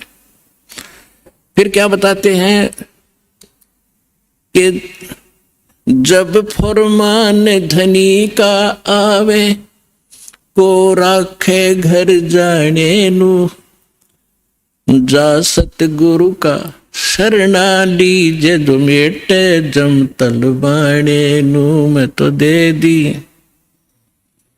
दे दी है बालम याने नु, मैं तो दे दी है बालम याने। अब क्या बताया है गरीबदास साहिब जी ने कि जिस समय आपके प्रारब्ध में, आपके किस्मतानुसार जब आपकी मृत्यु आ गई और यम के दूत आपको लेने आएंगे, तो कोई नहीं रोक सकता उसको। मासा घटे न तिल बधे, विद ना लिखे जो लेख। तो कैसे, अब यहां क्या बताना चाहते हैं कि यदि आपकी मृत्यु का समय आ गया और चाहे आप 30 वर्ष 40 वर्ष 50 वर्ष के हो, 10 वर्ष के हो, 2 वर्ष के हो, 4 वर्ष के हो, तो आपकी मृत्यु होगी ही होगी। फिर क्या बताते हैं कि जा सतगुरु का शरणा लीजिए, जो मिटे जम तलबाने नु। तलबाना माने जैसे सम्मन आते हैं कोर्ट से, और उस उच्च कोर्ट से या राष्ट्रपति से उसका सटे मिल जाता है, तो वो सम्मन वापस हो जाते हैं। तो यहां क्या बताना चाहते हैं कि जब फुरमान धनी का आया, आदेश आ गया, यहां जो विधाता ने विधान बना रखा है, तो को राखे घर जाने नु, और जा सतगुरु का शरणा लीजिए, मिटे जम तलबाने नु। धर्मराज दरबार में देई कबीर तलाक, मेरे भूले चुके हंस को तू पकड़िए मत कजाक। बोले पुरुष कबीर से धर्मराज कर जोड़े, तुमरे हंस को पकड़ो नहीं मुझे 2 ही लाख करोड़े। फिर क्या बताते हैं, धर्मराज ने फिर विनती की, प्रभु हे परमेश्वर, यहाँ का एक विधान है इस हमारे लोक का कि जैसा कर्म जिसने किया है वो दोनों भोगने पड़ेंगे, पुण्य भी और पाप भी। तो वो तो मैंने दंड देना पड़ेगा, उसका कोई समाधान बताओ। तो क्या बताते हैं कि कर्मों से तीरथ हैं वो अब जो जपे कबीरे, उनको तो पकड़ना पड़ेगा और जड़नी पड़े जंजीरे। वो तो मेरे बस की बात नहीं, मेरी विधान है परमात्मा। तब परमात्मा कबीर जी ने कहा कि कर्म भ्रम ब्रह्मांड के, मैं पल में कर होने से, जिन हमारी 2 ही दी सो करो हमारे पैसे। कहते हैं ये कर्म भ्रम तुमने यहाँ इनको मिसगाइड करके बुरे जुल्म करवा रहे हो तुम।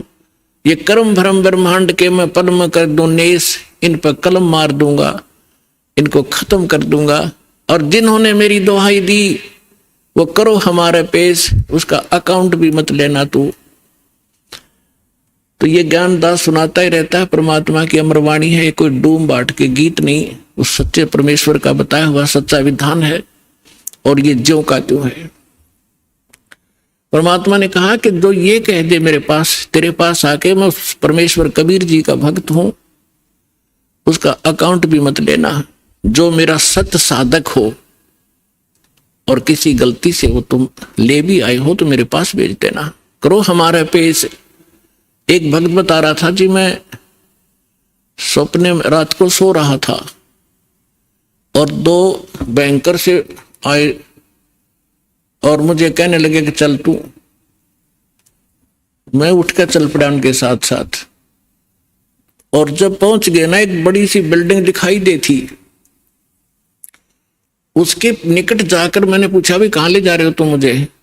वो कहने लगे हम तुझे धर्मराज के पास ले जाएंगे और वहां तेरा लेखा जोखा होगा, फिर उसके बाद आगे जैसे आदेश होगा तेरा आगे फिर हम उसके बाद बताएंगे।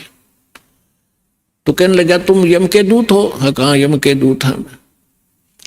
तो उसको बात याद आ गई कि हमने ज्ञान में सुना है, गुरुजी बताते हैं परमात्मा कबीर जी के भक्त को और यम के दूत नहीं पकड़ सकते।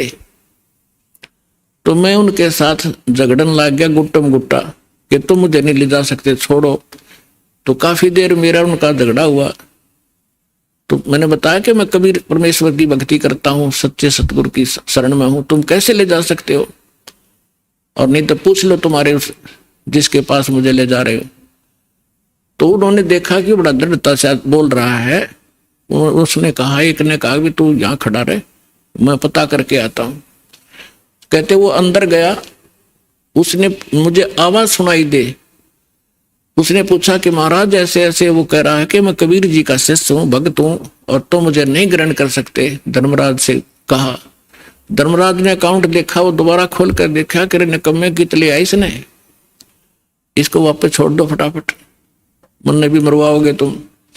तो तभी वापस आया और कहने लगा अरे छोड़, इसने बला ने ऊपर तो पटक दिया मैं और न्यू आऊं जैसे गोते खाता हुआ, झटके लगता हुआ, और एकदम बॉडी में प्रवेश किया। और जब मैं उठा पसीना पसीना हो रहा, मेरी जाग खुल गई, नींद खुल गई और काफी देर तक मेरा शरीर सुन रहा, मैं हिल डुल नहीं सका, हिल डुल नहीं पाया। यदि मुझे ऐसी स्थिति मेरे शरीर की ना होती तो मैं सपना मानता इसको। तो उस दिन के बाद कह रहा कि और गणा दृढ़ विश्वास हो गया परमात्मा पे। तो यहाँ गरीबदास जी उसी परमात्मा की समर्थता बता रहे हैं कि जब फरमान धनी का आवे को राखे घर जाने नू, कौन बचाओ वहां जाने से? और जा सतगुरु का शरणा लीजे मेट जम तल बाणे नू, मैं तो दे दी बालम याने नू, मैं तो दे दिए बालम याने नू। उत्तर दक्षिण पूरब पश्चिम तो फिरता दाने दाने नू। इस समर्थ की शरण में आने से आपको इतनी बरकत देगा यू भगवान, थोड़े काम में घना सुख, घना फायदा होगा। और आप उल्ट साधना करते हो, गलत साधना कर करके और अपना कर्म बिगाड़ दिए, भक्ति नाश कर ली। जिस साधना से आप कर रहे हो, इससे आपको कोई बेनिफिट होने वाला नहीं है।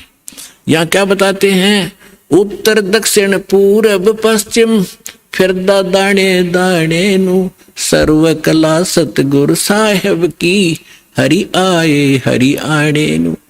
तुम तो कहते हो कि भगवान हमने मिलता नहीं, और भगवान हरियाणे में आए और मुझे मिले, सतलोक लेकर गए, फिर वहां पे छोड़ा।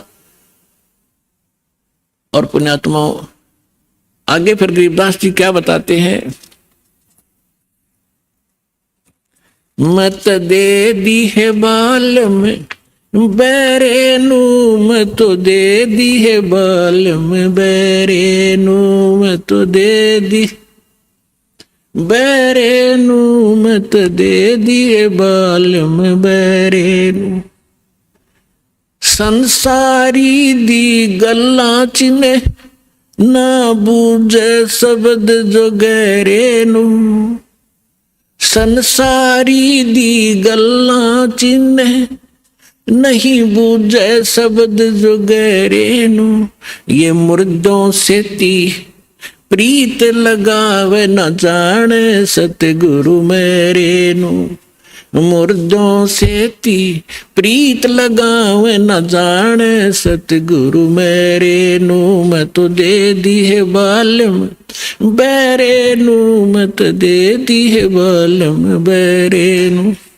श्वेत छतर सिर मुकुट विराजे देखत ना उस चेहरे नू।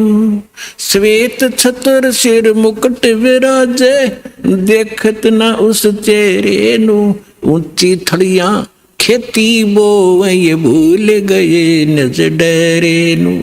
ऊंची थड़ियां खेती बोवे ये भूल गए नज डरे नू। मैं तो दे दी बैरे नू, मैं तो दे दी है बालम बैरे नू। मैं तो दे दी बैरे नू, मैं तो दे दी है बालम बैरे नू।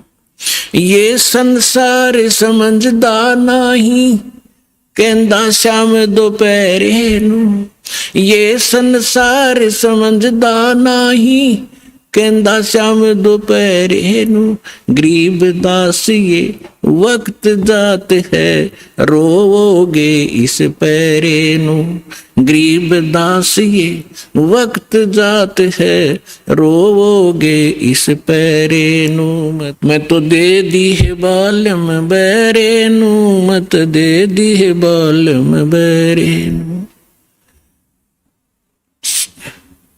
ऊंची थलियां खेती बोए ये भूल गए हैं नज डरे नू। ऊंची थलियां खेती बोए ये भूल गए नज डरे नू। गरीब दास ये वक्त जात है रोवोगे इस पैरे नू। गरीब दास ये वक्त जात है रोवोगे इस पैरे नू। मैं तो दे दी बैरे नू, मत दे दी है बालम बैरे। अब इसमें क्या बताना चाहा है परमात्मा के ज्ञान को गरीबदास साहिब जी ने, कि यदि आप किसी मित्र को, बहन भाई को या कोई और निकट के संपर्क वाले को कुछ बताना चाहोगे इस ज्ञान के बारे में, वो कति सुनने को तैयार नहीं, क्योंकि मन है उसके अंदर प्रभावी है, हैवी है मन। और उसी व्यक्ति को कोई ये कह दे कहाँ जाते हो भाई, कि मैं जाता हूं अमरनाथ पे, और उसको ये कह दे कि केदारनाथ पर जाने से बहुत लाभ होता है, तो पूछेगा कब जाएगा, मुझे भी ले चलना। No objection. कोई सोमवार का व्रत रखता है तो उसको कोई ये कह दे कि शुक्रवार का व्रत बड़ा बेनिफिट देता है, अच्छा बता कैसे करना होता है तुरंत मान जाएगा। तो यहां परमात्मा कहते हैं मैं तो दे दी बालम बैरे नू, और संसारी दी गल्ला चीने। आम आदमी कह दे वो मान ले, और ना बूझे शब्द गहरे नू, इस गहरे ज्ञान को नहीं पूछना चाहता, ना समझना चाहता। तो क्या बताते हैं, संसारी दी गल्ला चिन्ह नहीं बूझे शब्द जो गहरे नू। ये मुर्दों से ती प्रीत लगावे न जाने सतगुरु मेरे। अब जैसे प्रत्येक गांव में किसी तालाब के ऊपर या किसी अन्य स्थान पर कोई संत साधक मर गया, मृत्यु को प्राप्त हुआ, उसकी यादगार बना ली, वह माथा टेकन लाग गए सारे, पूरा गांव का गांव। का हमारे तो दादा लाई पूजा है यार। अरे कोई विवेक तो लो। देखो जैसे ठीक है वो संत अच्छे होंगे जो आज तक पूजे हैं, लेकिन उस समय जो उस जीवित समय में उसके जैसा भी वो संत था, जैसी भी भक्ति साधना थी उसके पास, तो उससे उस समय लाभ तो मिल सकता था। जब वो वर्तमान में था। अब तो वैसे उसकी महिमा वैसे ठीक आदर करते रहो, लेकिन मोक्ष कति नहीं, लाभ नहीं मिलेगा। जैसे कोई डॉक्टर है, वैद्य है, और वो बहुत अच्छा वैद्य था और खूब अच्छी दवाई देता था, रोग नाश कर देता था, ठीक है। तो उस समय जो उसके संपर्क में आए तो उनका वो लाभ मिला। उसकी मृत्यु होगी, मृत्यु के बाद उसकी यादगार बना दी। और वहां फिर अब कोई जावे उस वैद्य से ये कहने कि वैद्य जी मेरा मलेरिया हो गया, दवाई बताइयो, वह वैद्य की मूर्ति वह दवा काम नहीं कर सकती, जो ओरिजिनल जीवित कराया करता था। तो यह भूल मारा ईब तई लाग रही थी, अब मिटेगी। तो क्या कहते हैं, मुर्दों से ती प्रीत लगावे, ना बूझे शब्द जो गहरे नो। मुर्दों से ती प्रीत लगावे, ना जाने सतगुरु मेरे नू। मैं तो दे दी है बालम बेरे नू, मैं तो दे दी है बालम बेरे नू। फिर क्या बताते हैं, श्वेत छतर सिर मुकुट विराजे। निराकार निराकार का ढोल पीट रखा था। कहते उस सफेद अरस कुर्स पर सफेद गुम्मट है, जहां सतगुरु, जहां परमात्मा का डेरा, वहां एक बहुत बड़ा सुंदर महल है परमात्मा का, उस बहुत सुंदर गुम्बद टाइप है, उसके अंदर परमात्मा विराजमान है। सिंहासन के ऊपर सिर पे मुकुट है और ऊपर श्वेत छत्र परमात्मा के तना हुआ है। श्वेत छत्र सिर मुकुट विराजे, देखत ना उस चेहरे नू। श्वेत छत्र सिर मुकुट विराजे, देखत ना उस चेहरे नो। ऊंची थलियां खेती बो ये भूल गए निज डेरे। ऊंची थलियां खेती बो ये भूल गए निज डेरे। अब क्या बताना चाहते हैं कि परमात्मा साकार है, मनुष्य सदृश्य है, सभी सदग्रंथों से दास ने प्रमाणित कर दिया आपके समक्ष। और जिन महापुरुषों ने भगवान मिले, सचखंड लेकर गए अपने निज स्थान पर, फिर उनको वापस छोड़ा, उन्होंने अपनी अमृतवाणी में एफिडेविट दे रखा है कौन है भगवान, कहाँ रहता है, कैसी सूरत है और क्या नाम है उसका। तो इन सभी प्रमाणों से आपको सिद्ध हो जाएगा कि कौन है भगवान और कैसी लीला करता है वो मालिक।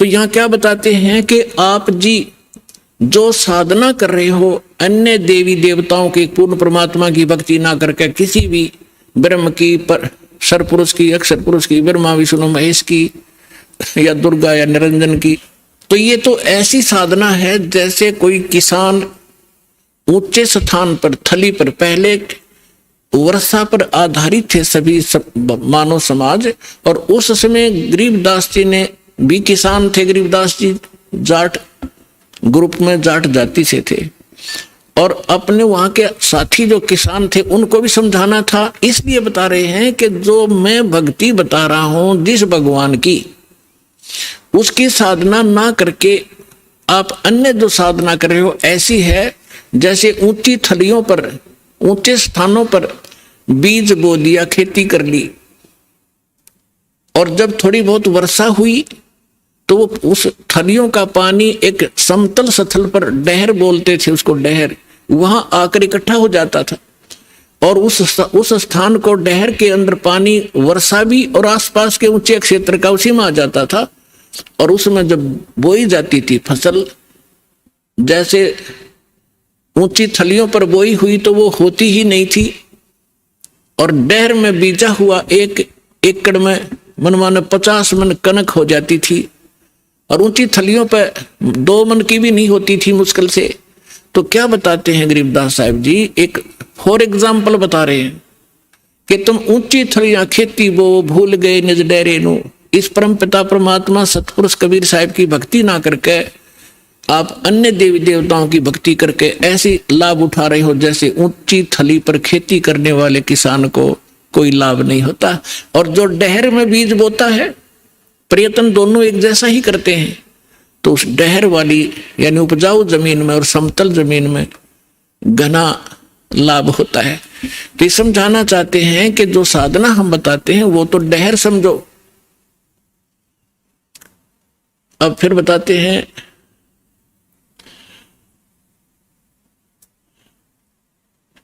गोता मारूं स्वर्ग में जा बैठूं पाताले, गरीबदास ढूंढता फेरूं अपने हीरे मोती लाल। चारों युग में मेरे संत पुकारे और कूक कहा हम हेल रे, हीरे माणिक मोती बरस ये जग चुगता ढेल रे। अब परमात्मा कबीर जी से प्राप्त ज्ञान को कैसे विश्लेषण कर रहे हैं गरीबदास जी। कबीर साहब बता रहे हैं कि चारों युगों में मैं आया, अच्छी आत्माओं को मिला, उनको तत्व ज्ञान और यथार्थ स्थान से परिचित करवाया, सतभक्ति से परिचित कराया, और ये चारों युग में संत पुकारे और कूक कहा हम हेल रे, हीरे माणिक मोती बरसे ये जग चुगता ढेल रे। हम तत्व ज्ञान और यथार्थ साधना रूपी हीरे मोती लालों को बखेर रहे हैं, और आप जी इस ज्ञान से परिचित न होने के कारण इन लाल और हीरे मोतियों को ग्रहण ना करके कंकर पत्थर, आन उपासना रूपी कंकर पत्थर इकट्ठे कर रहे हो, जो तुम्हें बाद में कोई लाभ नहीं देगी। उसी को यहां प्रमाणित कर रहे हैं।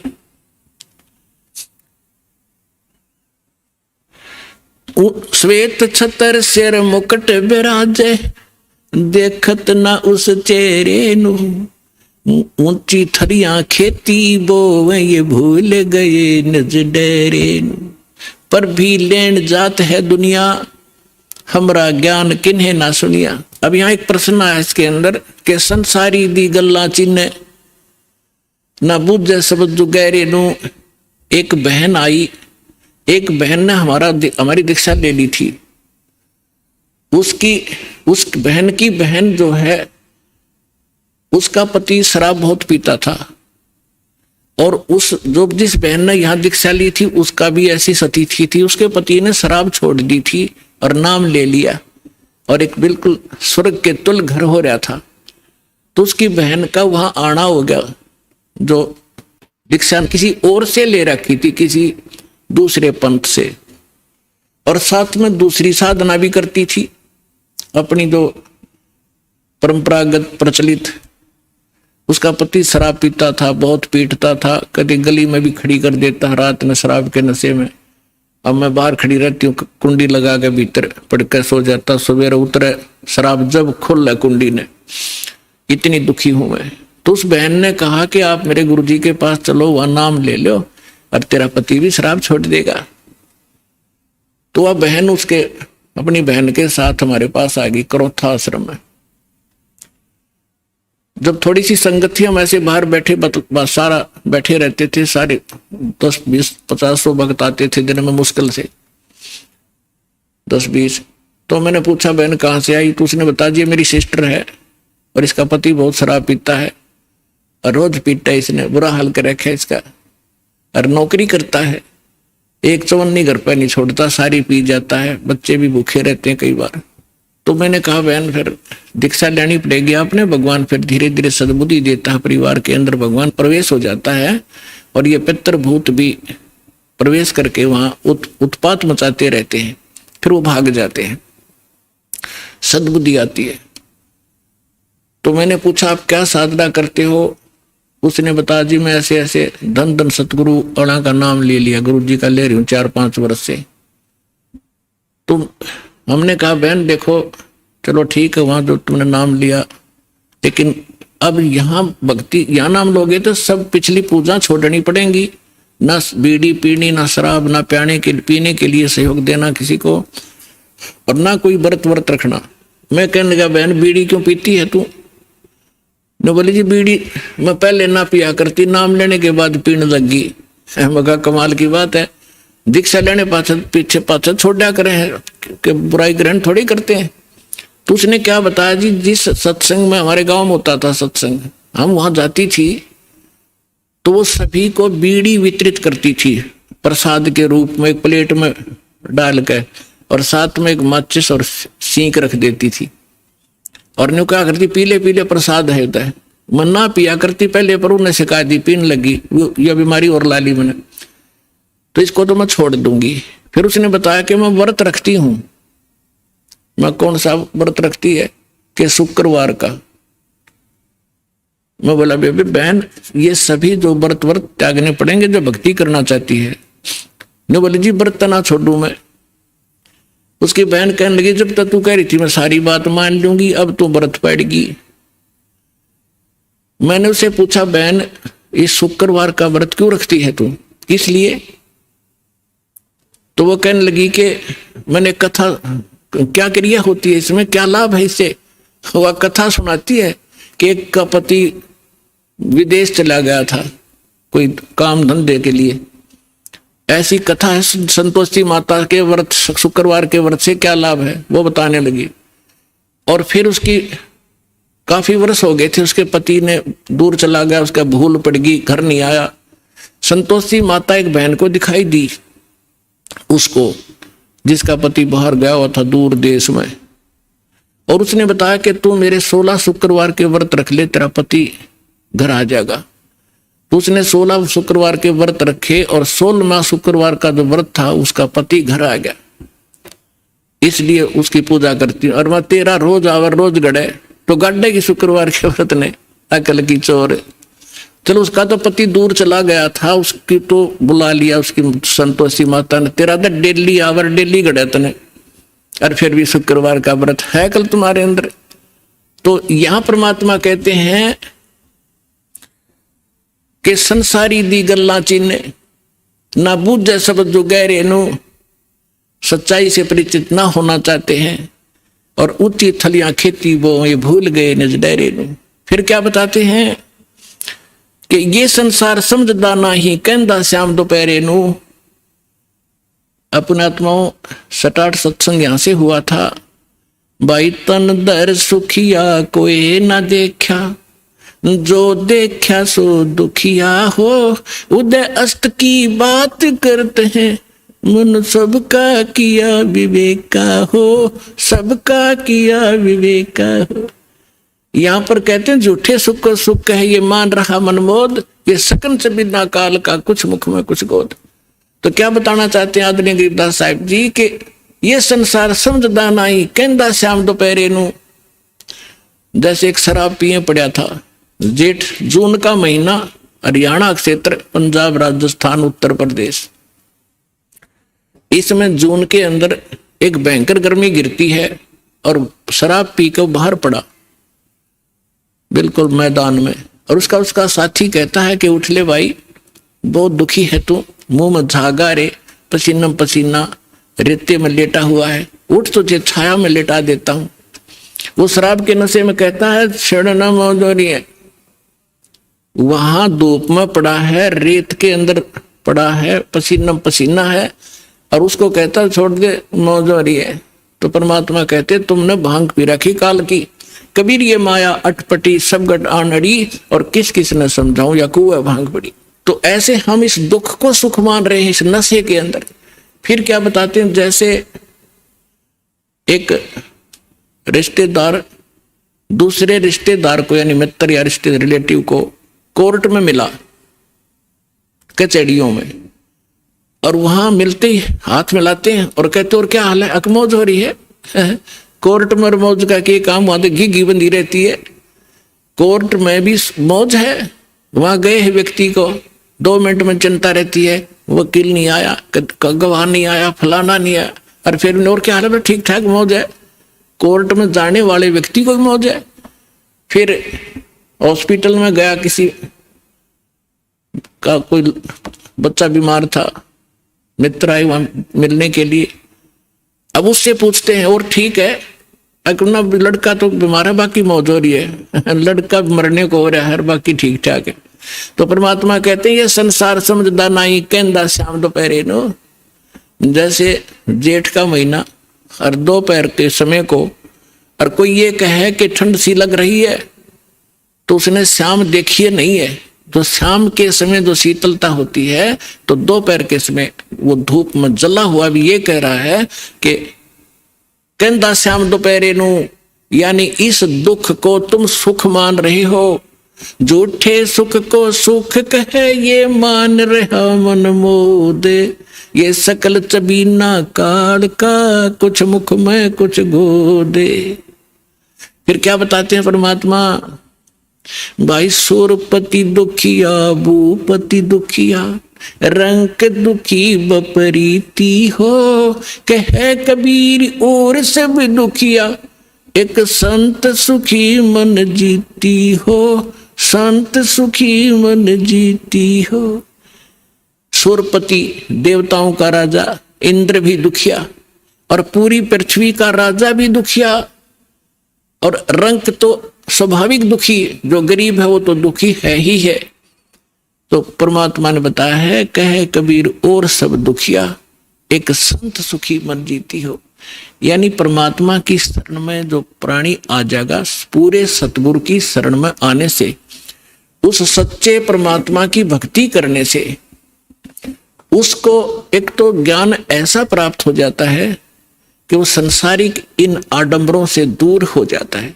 उसको ज्ञान ऐसा निर्मल मिल जाता है कि ऐसा निर्मल ज्ञान है, ये निर्मल करे शरीर और ज्ञान मंडलीक है, भाई चकवे ज्ञान कबीर। उसको ज्ञान ऐसा मिल जाता है कि यहाँ तक पीछा छुड़वाएं पार पड़ेगी, ना कोठी की घनी आवश्यकता, ना बंगले की, ना ज्यादा यहाँ अटपट चले नहीं, क्योंकि हमारे परमात्मा सारी ब्रह्मांड के पालक, सबके रचनहार, एक झोपड़ी में टाइम पास करा करते और हाथ से कपड़ा बुनकर निर्वाह करके दिखाया करते थे, जो सबका पालन करने वाले। नहीं तो वो एक वचन से एक बहुत बड़ा महल बना सकते थे, उन्होंने ईंट सीमेंट डालने की जरूरत नहीं थी। वो हमें ये बताना चाहते थे, इस गंदे लोक से निकलना चाहते हो तो यहाँ की बकवाद छोड़नी पड़ेगी, केवल यहाँ से जन्म और मृत्यु का छुटकारा चाहिए आपको, तो ये भक्ति कर लीजिए। गीता अध्याय नंबर 7 के श्लोक नंबर 29 में कहा है, गीता ज्ञान दाता कहता है कि जो मेरे ज्ञान को आश्रय कर लेता है और तत्वदर्शी संत की जो खोज कर लेता है, और वो व्यक्ति जो केवल जरा और मरण से छूटने का प्रयत्न कर रहे हैं, वो उस तत्व से परिचित हो चुके हैं और सारे दातम ज्ञान से परिचित हैं और वो सब कर्मों से परिचित है, वही प्राणी जरा और मरण से छूटने का प्रयत्न करते हैं, इस संसार के किसी सुख की वो कामना नहीं करते।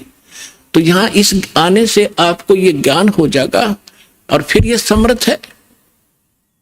आपको जिस चीज की आवश्यकता होगी, बकवाद नहीं सुनेगा आपकी। आपको आवश्यकता होगी तो आपको तुरंत दे देगा, ला कहते कुछ भी कारण बनाओ। तो इसलिए यहां परमात्मा कहते हैं, कहे कबीर और सब दुखिया, एक संत सुखी मन जीती हो। मन जीतना यही होता है कि जैसे हमने यहाँ की ये जो नाचना गाना, इसका तो ज्ञान ही हो गया, बकवाद है मतलब की। अब नाच गा रहे हैं, ढोल पीट रहे हैं, डीजे बजा रहे हैं, अगले दिन दूल्हे की मृत्यु हो जाती है, टक्कर मार कर रो रहे हैं, बजा ले डीजे। तो यहाँ संत कहते हैं, ना जाने, नानक साहब जी कहते हैं, ना जाने काल की कर डारे, किस वे ढल जा पासावे, अर्जिना के सरते मौत खुड़क दी उन्होंने केड़ा हंसावे। जिनको मौत दिखाई देती है, जिनको जाना है यहाँ से, पता है कि ना जाने कब बिजली गिर जाएगी, तो वो ये बकवाद नहीं करा करते। अब कोई भयंकर रोगी है और उसको पता है कि कैंसर होगी है और कुछ दिनों का मेहमान है, उसको वो सुनियो डीजे और करके दिखाओ बकवाद, उसको तो उंगलियां पर दिन गिनने पड़ते हैं कब मौत होगी, कितने दिन का जीवन है। तो हम सबको कैंसर है। परमात्मा कहते हैं कि जग सारा रोगी आरे, जिन सतगुरु वैद न जाना, जग सारा रोगी आरे। जन्म मरण का रोग लगा या तृष्णा बढ़ी खांसी, और आवागमन की डोर गले में पड़ी काल की फांसी। तो हमने ये काल की फांसी दिखाई देनी चाहिए, और यहाँ से जब निकलने की जब श्रद्धा बनाएंगे तो हमारा मन जीता जाएगा, तब मन जीता जाएगा। इस ज्ञान से हम उल्टे हटेंगे और फिर परमात्मा साथ रहेगा। कहते हैं, कल्पे कारण कौन है कर सेवा निकाम, सेवा माने पूजा, और मन इच्छा फल दूंगा जब पड़े मेरे ते काम। तो इस प्रकार इस सत साधना करने से आपका भी मोक्ष, आपके बच्चों का भी मोक्ष। और कबीर साहब ने ये वो समय वो है जो वचन पहले कहा था कि भक्ति बीज होगा जो हंसा, और तारों तास के इकोत्र वंशा। अब हजारों वर्षों तक ये सत साधना चलेगी, पूरे विश्व में ये ज्ञान फैलेगा। या कोई सुखी नहीं है, चाहे कितना बड़ा अपने आप को प्रधानमंत्री मान रहा है, चाहे कितना वैभवशाली समझता है, उसने सपने में सुख नहीं है आज के युग में। तो इस ज्ञान से, इस भक्ति से आपकी आवश्यकता भी पूरी होगी और मन भाग जाएगा, आत्मा दृढ़ होगी, आपका मोक्ष होगा, सतलोक चले जाओगे। सदा सुखी हो जाओगे और रहना मर्यादा के अंदर।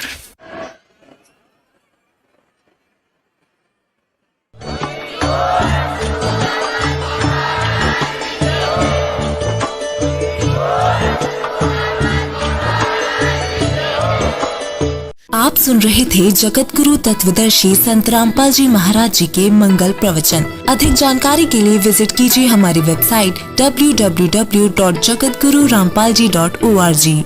संत रामपाल जी महाराज जी के शुभ आशीर्वाद से पूरे विश्व भर में 500 से भी ज्यादा नाम दीक्षा केंद्र हैं, जिन पर संत रामपाल जी महाराज जी द्वारा ऑनलाइन निशुल्क नाम दीक्षा दी जा रही है। अपने नजदीकी नाम दीक्षा केंद्र का पता करने के लिए संपर्क करें 8222880541।